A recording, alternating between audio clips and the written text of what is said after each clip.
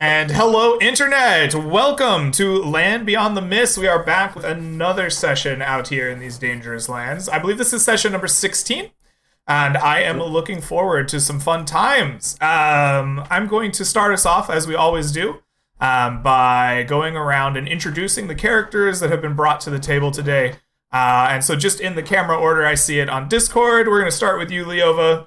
Welcome back to the Mist. Why don't you tell us a little about yourself and your character? I am Leova. I just play D&D and DM D&D and hang around Discord a lot. I also work for Domino's and I make pizza. Today I'm playing Alex. Alex had one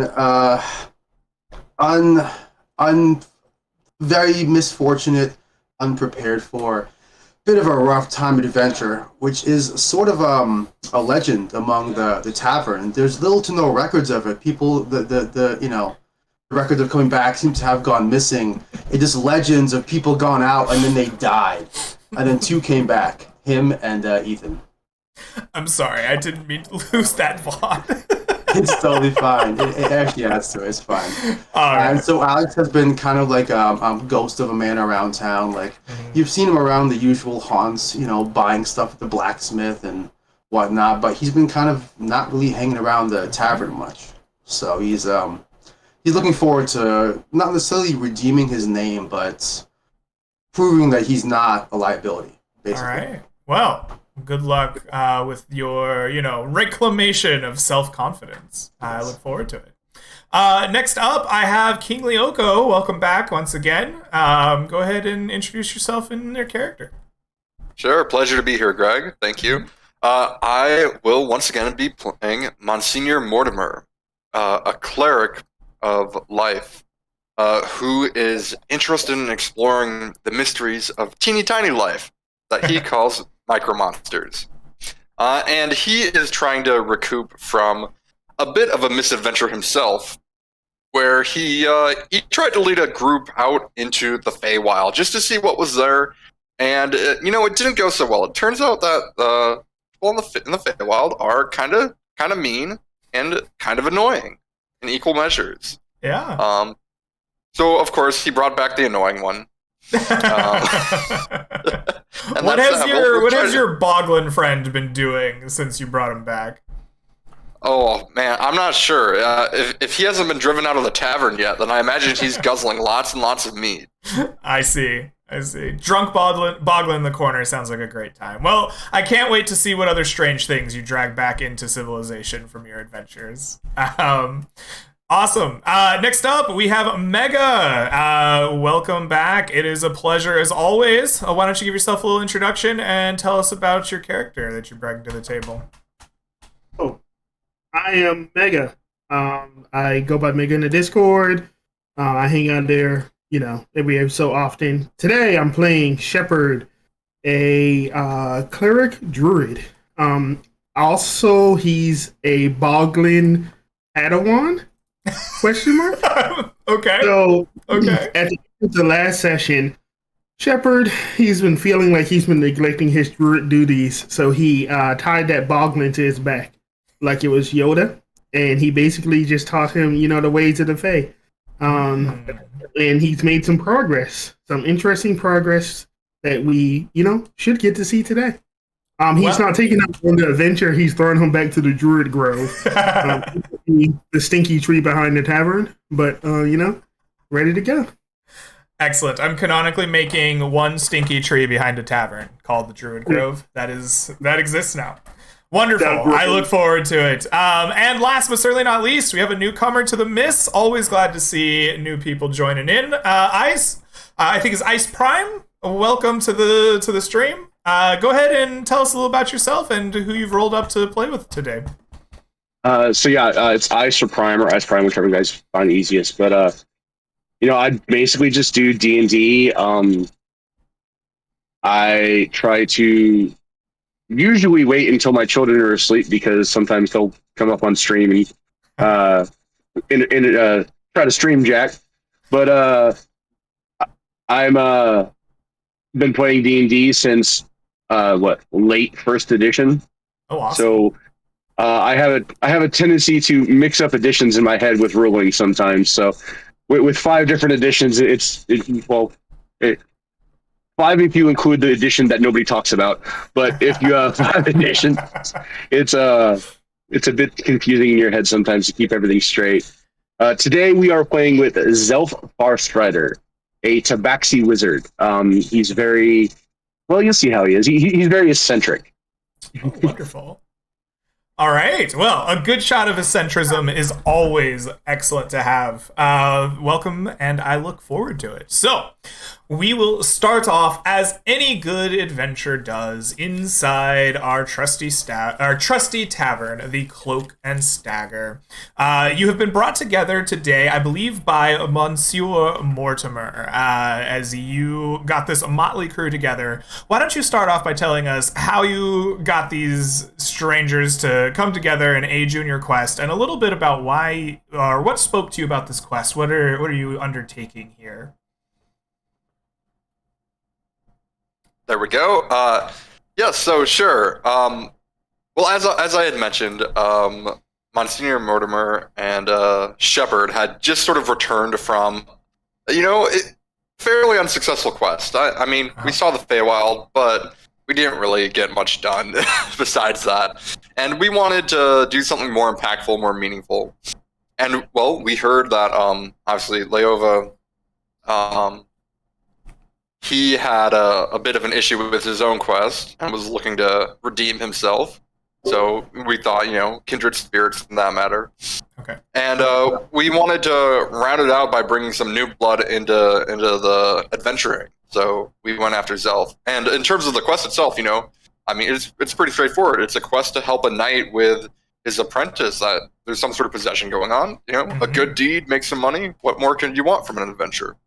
Absolutely, And, yeah. That's exactly the sort of thing that Alex is all about, helping someone's apprentice. As soon as he heard that, he knew it was someone like him that was in trouble.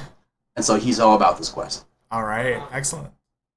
So you are tasked with assisting an apprentice knight, squire, so to speak, in the faraway town of Crossroads. Crossroads is a town on the very important Three Sisters Isle that we can show here on the map for you. This is a strategic location in the Mist themselves. All 3 of the main power players of the Shrouded Coast have a dock in this region. And Crossroads sits at the center between the 3, a town for natives of the Isle themselves. So is it right? Yeah, there's in the center of this isle here, between the 3 kind of big docks, is where you know that you will be going. So as we zoom in on play here, the 4 of you have come together at this tavern. And you know what quest must be undertaken. What preparations would you like to undertake here in Rhymeview? What would you like to do to prepare for your journey? Or are you just ready to take off and get it underway?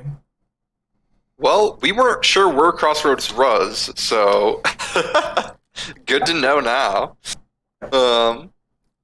And now that I'm thinking, we probably want to go and find a captain who can take us on a boat, unless you want to swim all those. Well, I think it's more than 10.8 feet, but I don't know what scale this would be. 36, 90? It's a lot of miles. Yes. Yeah. As soon as you bring up swimming, Alex looks nervously at the Tabaxi in their group. Okay. Well, it sounds like you are going to find your way to the dock district of Rhymeview. You make your way down to the salty sprays of the, coastal bay. You can hear the ringing of bells, the grunting of people, even early in the morning, are quick to get their ships out and going. The trade in and out of Rhymeview is very important, and it is almost all done through the ships themselves. You probably will find your way down to the dock or harbor master's office, on which you find a familiar, large, full-blooded orc. He is with perfect regalia, always dressed to impress, polished the tusks on his head, a big feathered cap, an insignia of his rank as he's climbed through the Whitewater Merchants League and now controls all of the harbor inside of Rhymeview. As you approach, he kind of sighs a little bit. I was just about to start my day. Yes, the 4 ragtaggers. What can I do for you? Oh, pardon us, sir. We won't be taking much of your time, we hope. We were just wondering if there are any ships that are already chartered to go to Crossroads, leaving sometime this day. Auroch scratches his chin a bit, says, yes, of course. There are always ships heading to the Three Sisters. You won't find one to Crossroads itself. It sits in the center of the isle. You'll have to go by foot to some amount, but we can take you to our docks there. For a nominal fee, I will make sure to place you on a reasonable departing ship. Let me pull out my ledgers here. I wasn't gonna break into these until later. Perhaps I'll reorganize my day. Yes, today you said? We can get you in sometime right around noon on the Sea Princess. She'll be setting sail as soon as they get loaded up, and judging by the lack of grunting I hear out my window, that work hasn't started yet. Lack of grunting, you say, sir? Well, I can help with that. And he kind of like shrugs up. I will happily work for our travel. All of us, right? He kind of nods to the rest of them. Well, I would be willing to assist. I'll tell you what. The 4 of you get that ship loaded up before... He takes an hourglass and just turns it over on the table with a thunk. Boom. The last grain of sand leaves this. I'll cut 15 gold pieces off each of your boarding fees, Deal. Chop, Very chop! Yeah. All right. And shall I go and meet with the cleric who issued the mission? Sure. I mean, Are you confident? You can. What are these? Where are these supplies? Are they nearby? Like, do we see what they are, how big they are? And you take a look down the window from the harbor masters. You see the Sea Princess in dock, and it's not yet being loaded. You see enormous crates that are filled with what appear to be clams or oysters of some kind. Packed in, a wizard has come in the night and packed these with some ice from their magic spells. Mm-hmm. And as you guys watch, you see like the backside of Alex just rushing forward. Alex already out the door. Already gone. Yeah. This is his thing, like working for a task. Okay. So here's a question. Go ahead, other guy. just real quick, you guys don't even know what Zelpo really looks like. So yeah. That's the issue, yes. Yeah, Zelf is a tabaxi with golden and black striped spots. They have a pair of rimmed glasses on their forenose, and they always wear a hood over their head, kind of like shrouded. You'll notice that he always has a book in his hand. He's always like, even like in the middle of danger, he's sitting there like reading almost. And it's just very much like, unless something piques his interest, he doesn't care. Zelf, perhaps you would be best suited to go and talk to the representative of the council, given your stature. Yes, I suppose. We'll take care of that. Where is Zelf going again? I can give him instructions to Redbeard, or whatever his name is. You know, get the bushy Redbeard. Yes, so inside the city of Rhymeview, Zelf, are you a resident of Rhymeview? Have you grown up here, or have you come here either on a ship or from somewhere else?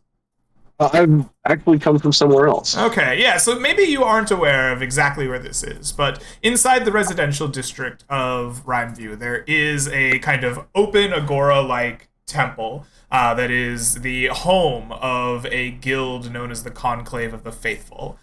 Tasks that they require or have posted bounties for are overseen by one of their representatives there.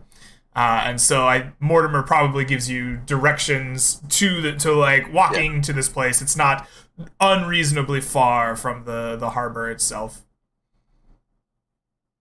Okay. And the harbor district, is this kind of like on a hilltop where like it goes up the hills and like down towards the sea and then going up? Exactly. Yes. Okay. Zelf will very uncharacteristically put away his book, stash it in his belt, and climb up the side of the building and start running along the rooftops to the agora. Beautiful, yes. Zelf, you race up the side of a building, begin bounding along the rooftops, much to looks of surprise and amazement from the harbor, and you hear Orok Davenport's deep orc voice, "Back to work! Nothing to see here!" Excellent. So, while you are making your way to the Conclave of the Faithful, the rest of you are stacking boxes and working your butts off. You've got you got an hourglass's worth of time to get this job done. I want athletic strength checks from all three of you. Unless you looks like you got something going on, Shepard? Yes. Okay. So, Shepard is kind of soft-spoken, to put it lightly. He noticed that Alex is very outspoken, so he will ask Alex if he could round up all the boys on the ship. Enough people that could fit in maybe a 30-foot radius. And once he you want a team building exercise, like a pep talk. Yeah, let's go with that. And once everybody gathers up, he is going to prepare for wall of text. Prepare for wall of text. You guys see it? There we go. You're a Toto. There we go. Ooh, what does this do? Activating Beer Spirit. It gives temporary hit points, which is 7 right now, to everybody of my choice within the 30-foot radius, and it also gives me and my allies advantage on strength checks and strength saving throws. Absolutely. I love it. I will give everyone those advantages, absolutely. What I want to know from you, though, is you summon this bear totem, the spirit of your ancestors. Like, what do you summon? What does this look like? What do we see as you inspire these men? It's probably less of like a outer spirit and more so because Shepard was a pirate captain, so more so of a almost like a you see him sort of get like a little bit more spirit. His back becomes straight for like a split second, and he becomes like an echo of the man he used to be, standing almost 7 feet tall. And he goes and he gives like a good. I don't know what pirates sound like whenever they tell people to get started for work, but whatever that sounds like, a roaring like cheer, where it's like, "Let's get it done, boys!" And just for like a second, they get that, and then he kind of slumps back down into his current bended form. Your voice bellows out like a bear's roar. Everyone gets to work as fast as they can. Athletics strength checks from the three of you at advantage, please. All right. Oh, 27. Yeah. Alex knows how to work. Yeah. Oh my god, you are like an amazing worker, man. I do. I work. The three of you, with the help of the bear spirits, the voice of a pirate captain ringing in your ears, and 30 inspired men, make double time, finishing enough to even get a pleased "well done" from Orok Davenport. While this is happening, we have a tabaxi flitting amongst the rooftops, rushing through the streets of Rhymeview from above, getting a nice look like ants or maybe fish in a little bowl as they rush past. You eventually will make your way to the one and only Conclave of the Faithful, an open-air temple filled with soft grasses and stone statues of different deities, and some, enclosed interior spaces to the back, but the open-air portion is where priests and clerics and people who have faith in any way can congregate and share knowledge or help for any who come. You were told to seek out a excuse me. You were told to seek out a man by the name of Ewan Toms. He is a halfling that you spot immediately from his well-kept, oiled red beard that is in perfect condition and adorned with decorations. He's good-natured and smiling and helping to oversee somebody making a sacrifice at the foot of one of these stone statues, giving gentle words of advice as you approach from the rooftops above. What do you do when you get here? Are you muted? I think you might be muted. Sorry, I was talking to my wife. Oh, okay. Zelf is going to sit there and pull out his book real fast and flip to one of the back pages where it's a little more empty, and make a quick sketch of the courtyard and the people praying and the different statues and their locations and stuff. And then pull that up, put that back into his binder, and then wait for the guy that I'm looking for, this Ulan guy. Wait for him to stop his prayers, and then climb down stealthily and just sneak up behind him and tap tap tap. You don't even need to roll. Your soft pads on the grass sneak up without making a sound. You tap him on the shoulder. Oh, my goodness. Oh, you have startled me, child. Oh, welcome to the Conclave. Is there anything that I can assist you with today? Zelf was told to come talk to a person. Oh, very good. Do you know what about? Take mission to help knight. Oh, yes. A knight has petitioned the Conclave to send someone to deal with their squire, it seems. They have been exhibiting signs of perhaps a possession. We have seen one of these recently and thought it best to take any claims of possible possession fairly seriously. I am glad to see that you have taken up the call, my child. What more can I tell you of this task? Zelf would like any information that you might deem, whether it be important or not. Any info at all? Yes. Well, the Crossroads sits very near an old and ancient forest. It is known colloquially as Umbra Forest, though I'm not sure who named it such. I have not visited it myself, but there seems to be odd and ancient things in the forest that the people who live nearby tend to shun. It is not logged as far as I know, unlike much of the rest of the Isle, and it is a haven of some sort on the Isle for the kinds of beasts you may see in the deeper parts of the forest here on the mainland of the bay. Let's see. The knight themselves I am unfamiliar with, which is a bit of a concern, I suppose. Usually the Conclave will take up tasks for those of some relevance or import or well-standing with ourselves. They seem to be a newcomer to the Isles. They've come across the ocean on a ship and have yet to make it past the Isle itself, not choosing a place on the mainland. They have been traversing the Isle, I suppose, with their squire, familiarizing themselves with the customs. And perhaps their intention is to go deeper into the forest itself. I know not, unfortunately. But there's something to be said about learning who you're helping. Let's see. The prior demon possession seemed to be some sort of witch, I was told, upon the edge of a forest.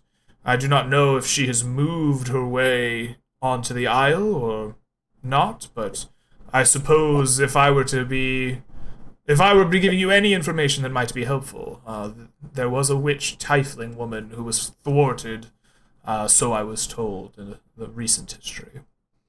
Beyond that, I'm not sure I have more information that could help you at this time.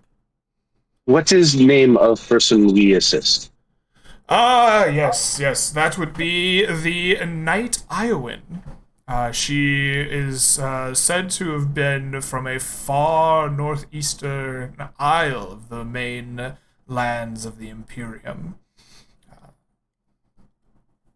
Very well. Yes. Zelf will pull out his book and start flipping to the back and like scribble some notes real fast. And like, is that all information? Any kind of assistance provided for Zelf to complete the mission? Yes, let us see. Well, I know not the exact methods of the exorcism that you may undertake. Each of the faiths here are quite different. Under mine, it does involve holy water. I believe, if I remember, a good man by the name of Mortimer had been inquiring about this job. Are you working with him, perhaps? Yes. Mortimer, you can come here. They are good in both. I see. Well, he is in good standing here with the Conclave. I feel comfortable handing you over some of this holy water of my own stash. And he takes a moment to fish around in like a satchel on a nearby stone, and he pulls out 2 vials of holy water to hand to you. He says, I do not know if these will assist you or not, but they would be quite helpful in my own personal exorcisms. Very good. Zelf not take for no price. Here. And I'll reach into my pouch and take out 2 gold pieces and hand them to him. Your tithe is accepted. Thank you very much, my child. Anything else for Mortimer? Anything else? I believe this is all the assistance that I could provide myself. I know not what may await you on the Isles. Very good. And I'm gonna cast a spell real fast. Oh, absolutely. What do you cast? I'm gonna cast Minor Illusion. And I'm gonna make like when he like kind of like he bows down and accepts the tithes. I'm gonna make like it seem like a ray of sunshine is coming down on him and coming down on me. Nice. Like, oh look, you've been blessed. Like kind of like improve the relationships a little bit. Like, hey, this might have been a good thing to do. So, and then like as soon as he looks up, like it goes away. That way, it's like everybody around it kind of like, whoa, wait, what just happened? Yeah. But I like it. and then I'm just gonna walk away and be like, oh, Zelf thanks, young man, and starts walking away towards the rooftops and climb back up and start running down. I think you hear behind you whispers of people. Did you see that? Oh my goodness! Rays of light on that cat. I think that was a talking cat. And you just make your way back along the rooftops to find the rest of your party, finishing up the loading of the crates. Maybe they did it so fast that you don't even see them finishing up. They're just like high-fiving all the like dock workers, like, yeah, we're the best. And as you come back, you see Alex like turn around, and a ray of light hits him just right. A bead of sweat comes down his forehead just right. It's a little, kind of like perfect. Like, you know how sometimes you see like a propaganda posters of like workers like unite and like it's like one of those like the perfect worker kind of thing. You're saying you look like a communist poster? All right. Comrade Alex, shining, glistening in the sweaty glow of the harbor. Yeah, and he spent some of the time while he was working, kind of trying to get to know the crew a little bit. Okay. Try and get like their thoughts on like the journey, see if they know anything of where they're going, if they've heard any rumors about the 3 Isles, the three Sisters Isle, what the mood of the crew is like. What is your relationship or reputation with the Whitewater Merchants Guild? 0 base. 0. Okay, so give me a circle roll plus 0. So just a flat d20 here. We'll see if you can learn any useful rumors. I think I've got some. Let me see what I got. I love looking at that -10 rep with the Midnight Consortium. Yes, Velp does have like guild membership. Mortimer, do you okay, let help me out? Go address down, the go guild down. membership here. So you took the guild merchant background. The guild artisan background, actually. Right. Yeah. Okay. Here, actually. So, I will let you choose one of a couple of things here. I was actually going to choose the merchant guild if that was possible. Okay. So the first thing I was going to say is, as a part of your background, I will just give you plus 10 with the Merchant's Guild if you would like to take that. Whitewater Merchant, you can just have plus 10 rep that came with your background. Or done. Okay, perfect. So you got it. I mean that it fits the story for the character better. Perfect. So I mean all the other ones didn't really make sense. So Perfect. Love it. Alex also has the same background. Would he also have the same? You can base make that rep? choice, yeah. So you could have plus 10 with the Whitewater Merchant Guild, just like for free. You can take plus 5 with any of the other merchants, with any of the other like guilds. They aren't merchants necessarily, but like as an upstanding member of like a guild, you can take some reputation with them, or you can whole cloth give me a guild that you are a part of that is minor enough that it is not on our list right now. You have their full backing, as in the description of the feat, but you may or may not have access to them based on where you are. Like, they may or may not be in the cities or towns that you go to. Oh, that's super interesting. So are there like other minor guilds that like may or may not ever play roles? Sure, yeah. These That's awesome. the 4 or 5 that we have are the dominant and major players, but I'm sure there is the Guild of Shoe Shiners, that There's got to be a guild of brewers. absolutely. Yeah. Alex would have been a member of some sort of like professional like assistant guild, but it would have been so minor and so like in not inconspicuous, in irrelevant, not irrelevant, very minor, that he basically participates in other guilds in the areas he goes to. It's a sort of like liaison program, like a consulting sort of You're a temp. deal. Yeah, sort of. Okay. It's almost like a dual citizenship of like a country that's like so neutral, like Switzerland, that no one cares if you're a citizen of Switzerland. It's okay. You can also be a citizen of our country. Okay. If that's okay with you. When you have an opportunity, name that guild and tell me what it is, and I will make note of that and see where it may or may not come up in play. I mean, honestly, he's already declared himself a communist, so it's going to just be the free labor union. So Labor is not free. I love labor that. is always paid. Someone always pays for labor. It's the paid labor union. All right. Excellent. Go ahead and give me your circles roll here, though, with your plus 0. Oh, yes. A 12. You successfully get 1 rumor from your going around. Your rumor on this particular place, known as Crossroads, is that the people live in fear of a particular cave inside of the Umbra Forest.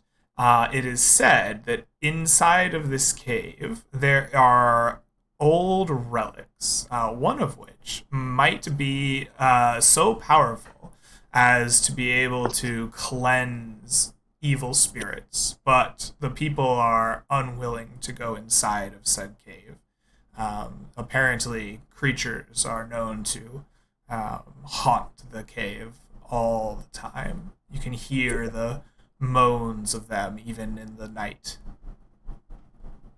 or especially in the night. Do you share that rumor with us, the rest of us? Absolutely, yeah. I tell you all about like the mood of the crew. I tell you the name of the captain, the name of the first mate. He kind of gives you like too much information along with the useful information, so it almost gets lost. But like the whole like you creatures in a repeat the dark entire cave story. sticks there. Yeah, I get you. He's like a Wikipedia article. Like there's a lot of stuff there. All right. Well, Mortimer knows critical reading skills, so, or maybe critical listening in this case. Yeah. But he's going to bring up the fact that he has, throughout repeated adventures out into the forest, encountered these skeletons and learned that there is this ghost king, and that, basically there's this whole haunting going on in the area, right? And there's some big showdown or meeting that's supposed to happen in the near future at a certain location that he had uncovered.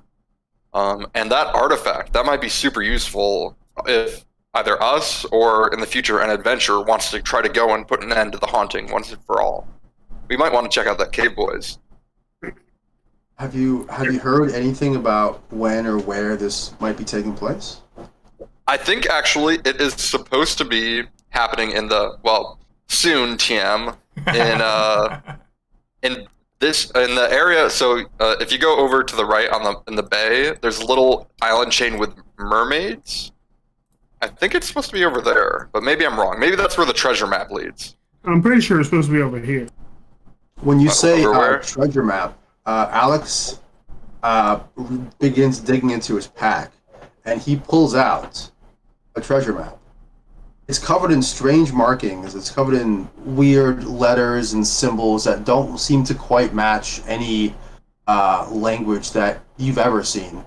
The numbers are garbled, almost if like a child wrote them. So like the 7s look like 3s.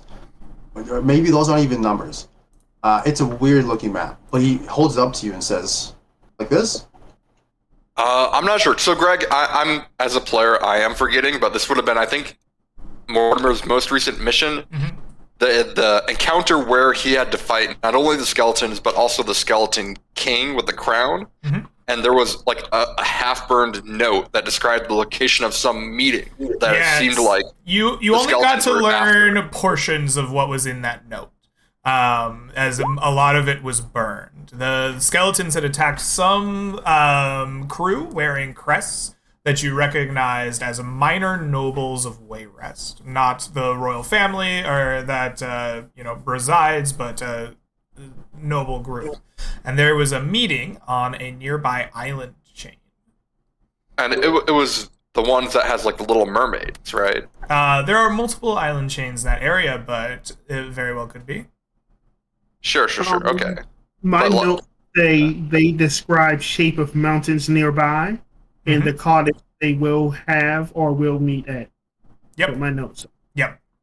They did describe island mountains. Chain where you can see mountains. Okay. All right. So yeah. So, anyways, that's for another adventure, right? That's we're not dealing with that today, boys. But I feel like if we can get our hands on that artifact, that could be super useful. Either if we want to,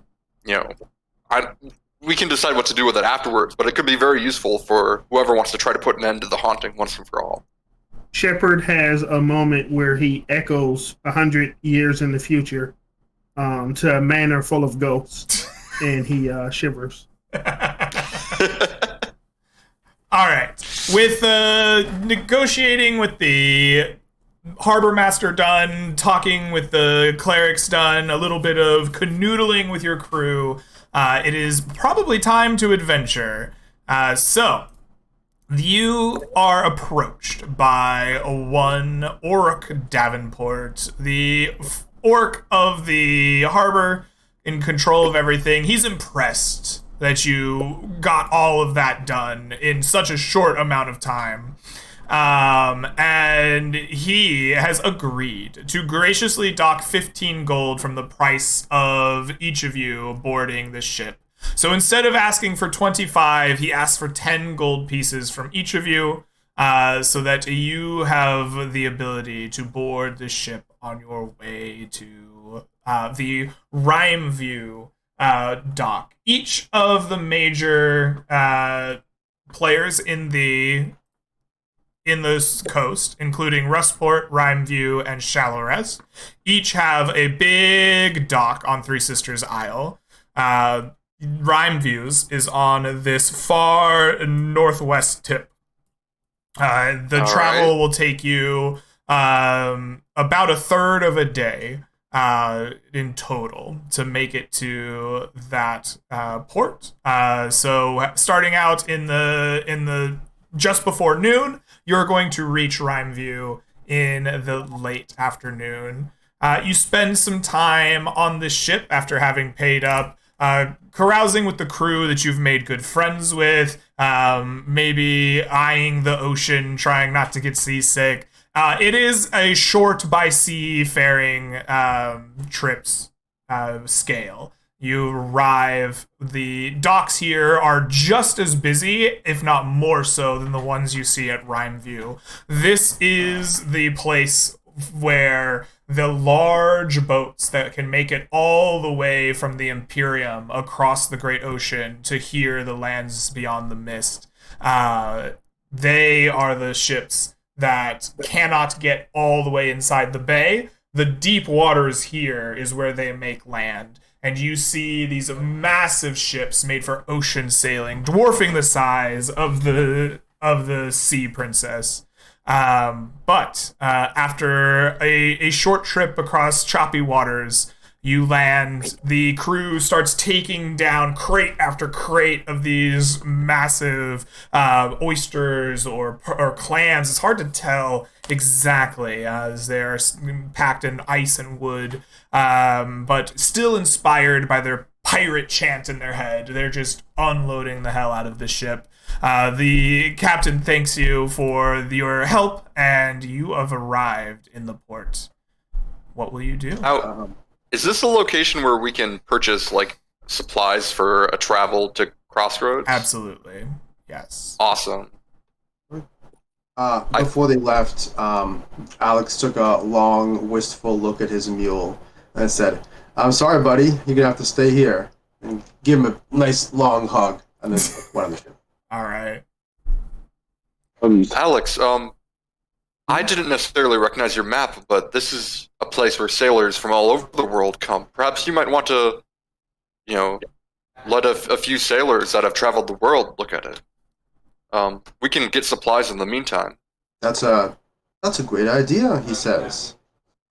In fact, he kind of jingles his newly overweight coin purse from the last adventure. I could probably, if I put some gold behind it, maybe someone will know something. Maybe somebody can help me out. That's a great idea. By the way, I should mention, guys, Mortimer, when he was asked for 10 gold, he looked into his coin purse and realized he didn't have any. Oh, no. I should have mentioned that at first. I didn't want to interrupt Greg's descriptions. Yeah, if Alex saw you kind of digging for money, he would have slyly passed you a few coins, so that you wouldn't look, too embarrassed. Mortimer is extremely grateful, and he will offer you a potion of healing. I take it with great thanks, and sort of to look at you oh, thank you. Tell me what you're looking for here, Mega. I couldn't quite make it out. I was looking to see if Shepard would notice that Mort was broke, so he would judge him slightly. So on the trip over, Zelf would relay the information from the clerics, and you would notice that he never actually left his cabin. Anytime he needed to get anything, a little small chameleon would run around and come back with a little droplets of water on its back or little morsels of food. And Zelf was pretty much had his head in the privy the entire time. Wonderful. At some point, Alex would have tried to well, first of all, say hi and get to know you, on the ship now that y'all in a small confined space together. But also to get more information on what you heard from the cleric. Did he say what the name of the squire? Did they say what happened exactly? All Zelf know is what Kadek said, that this knight come from across the land, and Squire fall ill. They take possession from the Umbra Woods. Is that name familiar? Those are, I think those are the same woods that the sailors on the ship spoke of the cave there being. But the Umbra Woods are a dangerous place. They have monsters and beasts and monstrosities that are very much dangerous for fresh new bloods, and it was not recommended that we venture far into them. As you say that, Alex sort of looks you up and down. Do you look muscular? Or do you? Oh hell no! Are you very wizardy? Like super? Okay.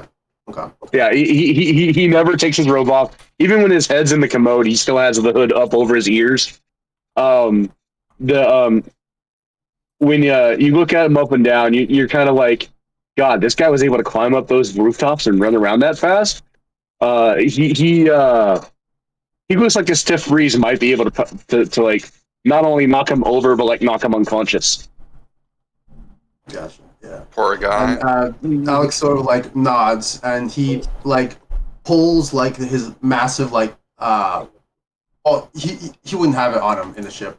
He says, "Just a moment," and he runs off to his, not to his room, but to where the place he had dropped off his stuff at on the ship, and he comes back with this massive shield, probably as big as you are. It's got like beautiful like phoenix and fire motifs on it, and he holds it up to you and says, "Use this." Zelf will reach over to his walking staff / quarterstaff, hold it up, and then bring up his book and go, Zelf only have 2 hands. Mm. Is there a possibility that Mortimer might notice that exchange at all? Yeah, you would hear the sound, the clanking of like Alex running down the ship carrying a giant 4 or 5 foot like freaking tower shield basically. I sort of assumed we were all like in the same quarters, like the party. Yeah. Well, if that's the case, Mortimer will definitely turn to Alex and say, "Oh, where did you find that? That is quite incredible." Alex begins to reply, and then he pauses, and his eyes, his face twitches slightly, almost like remembering a dark tale. And he tells you a story about his previous adventure, where him and his companions, Davnin and Onye and Ethan, went to a... Well, they all didn't go somewhere. They all started from town. Half of them died just outside of town to this horrible plant monster that ate them, and then spit them back out, and then ate them again, then spit them back out. And he tells you this horror story of vines and tendrils and brambles and stabbing and dying. And at the end, he sort of like turns the shield over, and like carved like inside of it at the place where you like hold the shield, there's like a flat part that faces you and isn't decorated from the outside. Mm-hmm. And he's carved the word "do" like into the shield there. And you know, Mortimer just kind of like takes that all in for a moment. Yeah, very faintly, like a little period between the D and the O. Can I is this? This shield always remind me of my lost companions, Davnin and Onye. What's up, Ice? Does this shield look magical? Oh yeah, it looks magical as fuck. Like it doesn't radiate, but it's like insanely carved. It's like if it's not magical, it's like the nicest decorative like ceremonial shield you've ever seen. Can I possibly do some kind of check to like determine like maybe properties this shield might have if it is magical? What is your character's like training in this? Like, how would you determine the properties of a shield just by kind of observing it? More along the lines of looking for like runes or any forms of arcana that might sit there and be like imbuing the shield with certain magical abilities. Looking it over a little bit, like seeing if there's any sigils marked onto it, or if it has any gemstones that might be radiating any kind of magical essences into the surrounding metals. Okay, I think that's reasonable, right? Maybe your knowledge is in like runes and the interactions with the way they empower things. Go ahead and give me an Arcana check. We'll go in Arcana Intelligence. No. No. Yeah, it's if it is magic, you haven't seen the like of it ever before. Well, Yeah. Mortimer will say to Alex, and you're not able to use this yourself? You're not interested in using it yourself? Well, I can, but you see, and then he like points to the large bow across his back. It was a bit of a haul last time. I have treasure for a whole town with the treasure, but we paid dearly for it. I understand. Perhaps you could use some better equipment. I have from a previous adventure some items that you could have. Do you use swords, crossbows, heavier armor at all, or are you more of a... I have been training. I've been doing my best. I've been trying to learn with the other warriors around the tavern, get my skills up with sword and blade and shield. I'm only a novice, he says, as he points directly above his head where it says Fighter 1 in small italic, like tiny font. But I'm getting there. I don't want to prove insufficient again, as I did last time. Mortimer will offer you from a stash he's brought, because he's actually brought his draft horse with, unlike the mule that was left behind, because he figured in case we find something big and heavy, we might as well have at least one beast of burden. Okay. And he's got several long swords, chainmail, light crossbow, and even like a fancy leather armor with a black hammer crest, if you want any of it. Is it the same as the hardened thug armor that Alex currently wears? No. AC 16, up to 2 decks, 55 pounds.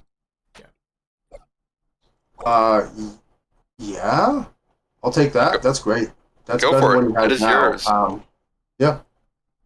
Yeah. Can you paste it in the chat or in Discord for me so I can copy it? Yeah, I got you.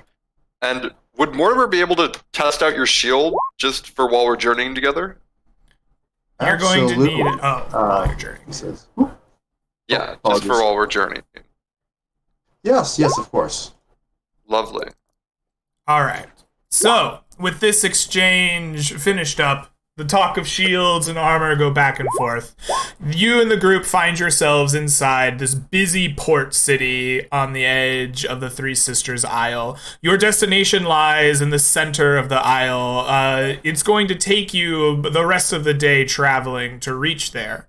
Would you like to buy rations and make that happen? Or do you have other plans now that you're in the port city on the isle? Well, I know we said we'd give you time to go talk about your map, right? Rations. Since they know they're gonna end up going to a cave, you'll probably grab 4 days of rations just to make sure nothing weird happens. Okay, so you were traveling. All right. So as you mount up, I apologize. Were you saying something else, Mortimer? Oh, I was just going to give you the chance to go and ask them sailors if they knew anything about your map. Oh, yes, that's. Yeah, Alex, if there's time before the journey, Alex will kind of get all the sailors together and will say, now, before I say anything, please be calm. I will discuss gold. I will discuss treasure.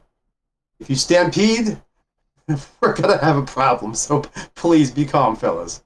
And he sort of like holds up the map above him, and he says, I will pay you each 1 gold coin if you have any information whatsoever about anything that every single sailor immediately begins clamoring at once. I know know something. I know something. I know me. I'm the one. He holds up a finger and says, "One at a time. Please be calm." And if I can, he will roll animal handling to try and. You don't need to animal handling them. When you offer a 1 gold piece reward for these like sailors, they are going to immediately start giving you any weird lie, any random piece of sailor lore that they can find. You begin sifting through it. You mark 1 progress on your map. Okay, fantastic. Yes. Just so you know, your goal will be 10 progress. All right. With the map taken, the sailors gone, the 4 of you mount up and begin to push your way to Crossroads in the center of this isle. We are initiating our travel phase for the first time here. So the first thing that I need to know from you is, how are you going to travel from this port city to Crossroads? Are you going to be walking or riding? Are you going to be caravanning? You're going to have a forced ride? What is the method of travel that you as a group would like to do? Well, I think it makes sense to just go walk, right, boys? It's only going to be a day's ride. All right. It costs you nothing to walk. That is free. I know the path that you are taking, and so do you. It is a single hex to your destination. The next thing I need to know is your party's roles. For our new player, there are 4 roles in the Land Beyond the Mist. We have the Provisioner, the Scout, the Guide, and the Lookout. Each of the 4 members of the party will be responsible for one of those roles, and they have the ability to help or hinder your journey whenever you go somewhere in the mist. The Provisioner is going to make sure you have enough food, you don't become exhausted. The Scout is going to make sure that you stay on the path, you don't lose time. The Guide is going to make sure that the party is able to make the journey without wearing down. The difficulties of the journey are theirs to avoid, and the Lookout is to make sure that encounters do not surprise you or get the jump on you. So, who amongst you will be taking one of these roles? I'll be doing the guide. You're going to be guiding. Okay, absolutely, Shepard. I believe Alex is the pack rat, as is his. Alex is going to be a Provisioner. Provisioner, yep. Mortimer, Zelf, you have 2 roles between you: the Lookout and the Scout. I think we said that I'm going to be the Lookout, right? You want to be the Lookout. All right. I believe Zelf is going to be our Scout. So we begin with our pack rat. Mr. Alex, you have chosen to pack rat to provide provisions. When you begin your phase, you may buy rations from the area that you are in to serve as your food. You only have to go a short distance a day. Rations are going to cost for you. I don't remember where I have the ration numbers. That's a bit unfortunate. They're under pack rat. That's what it is. So they will cost you 1 gold piece each. They include 2 pounds of hardtack and 5 pounds of water in their water skins. You will need 1 travel ration for each of your party members per day that you spend traveling, as well as 5 silver pieces for each pack animal's rations, including 5 pounds of feed and 5 pounds of water for them. So, Alex, how many rations will you be buying? Make sure that you track that number and the cost and who is carrying it. Okay. All right. Well, we have a short journey. We have 4 people, so I'm going to grab 2 days worth of rations, and the rest we can figure out. Okay. Did we not want to do 4? I thought it was going to include the boat as part of the back and forth. Hopefully we can buy more at Crossroads if need be. But I can easily afford 4, so let's do 4. We'll find. Alex has plenty of gold. It's not a problem. Okay. So you're going to be buying 4 days at 4.5 gold per day amongst all of you. Mm-hmm. When you are done calculating that, tell me if anyone is encumbered. Excellent. As Alex loads down the packs, you begin making your way across the trails, pushing out into a land that is a bumpy, kind of a rocky island. You can see where trees used to dominate the island, but have largely been cut down. There are, in fact, roads here. A long kind of road winds all the way to your destination. The land itself is fairly empty, but the 4 of you continue on. You do see people traveling back and forth on the road itself, as well as the occasional bird or animal leaping through bushes, stumpy remains of trees, and where nature has kind of reclaimed ever so slightly its journey. As the first few hours pass, we will turn to our guide. I'm sorry, our scout. Mr. Zelf, our scout. I will give you a little bit of a read of what you're doing. The lands beyond the mist are largely uncharted. Even though you are on a road, the best route between destinations are largely unknown and can change. There may be delays that prevent your party from making it to where they need to go on time. Describe your efforts to scout the terrain and make sure that your party is kept on track during this travel. Well, can you hear me? Yes, I can. Okay. Mostly using. I'm assuming that there's trees and stuff nearby and hilltops and stuff that I can climb up to look at and look away.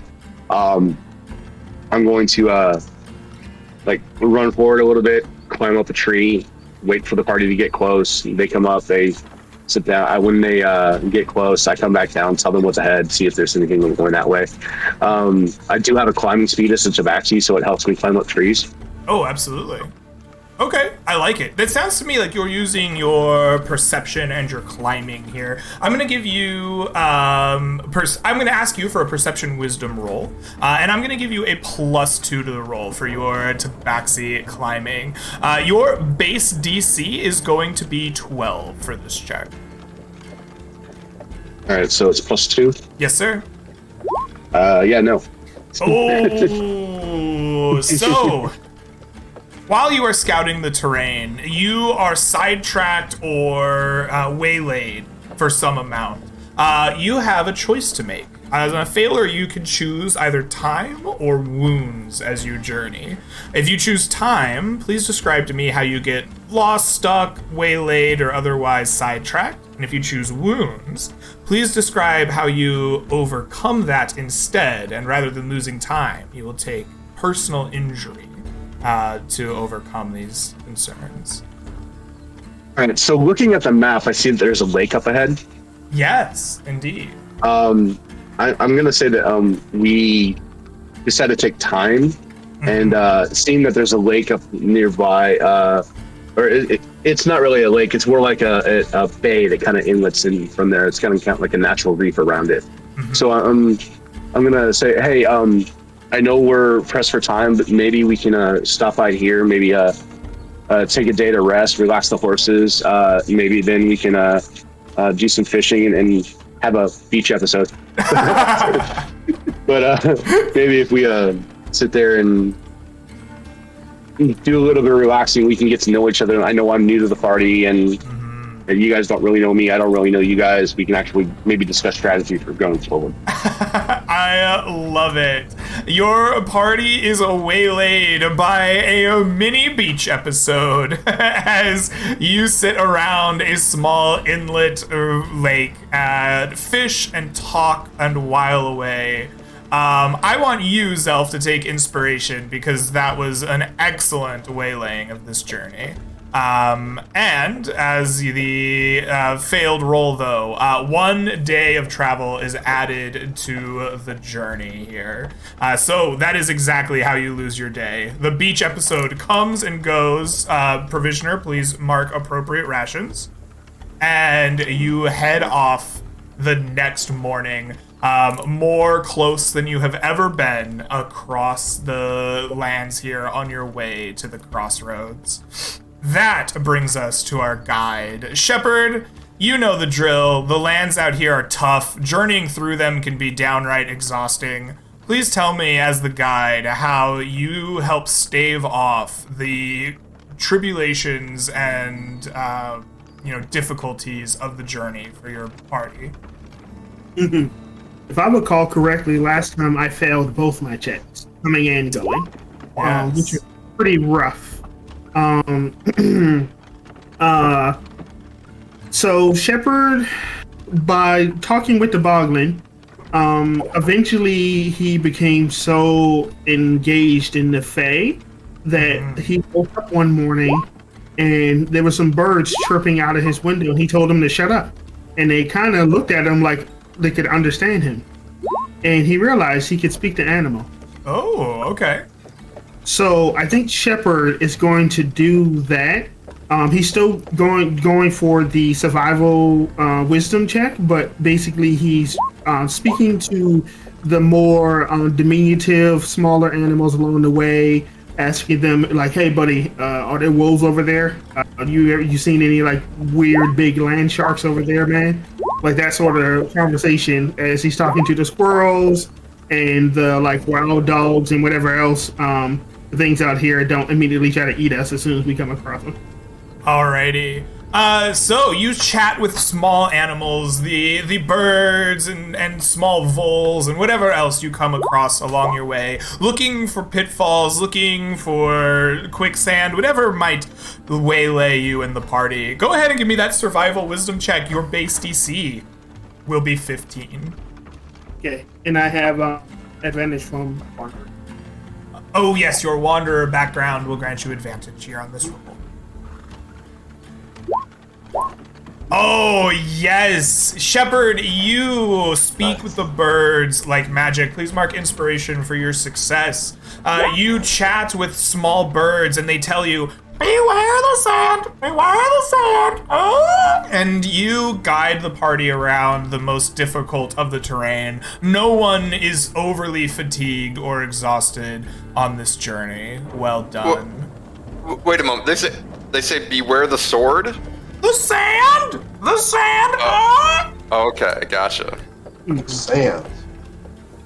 It's sticky! No food! Quicksand. Gotcha. Alright. Well done. Alright, with our provisioner, our scout, and our guide out of the way, that means we come to Mortimer, our lookout. Mortimer, the terrain is not the only danger out here in the mist. There are dangerous beasts and monsters. Describe your efforts to spot dangers on your journey and keep your party from being surprised by them. Yeah, I think that Mortimer is just trying to keep an eye on the horizon. You said that the area is pretty blasted, right? It's not a lot of like heavy foliage and whatnot, so I think he's just like trying to going down the highway and seeing an area of logging, right? This is a heavily logged area, and it is rocky in nature. There are ups and downs in elevation on either side of the road. Some trees are still up, but they're small. They're not the big ancient trees that you might see in the forests outside of Rhymeview or Timbervale. Sure, I think in this case, and given that it's like a heavily traveled area, I think he's looking more so for like any perhaps humanoid that might be like setting traps or more of a, less he's looking out for wild animals or like natural threats and more like man-made threats. All right. You keep your eyes and ears open, looking for humanoid threats that you might find. I'm going to want a standard perception wisdom check from you.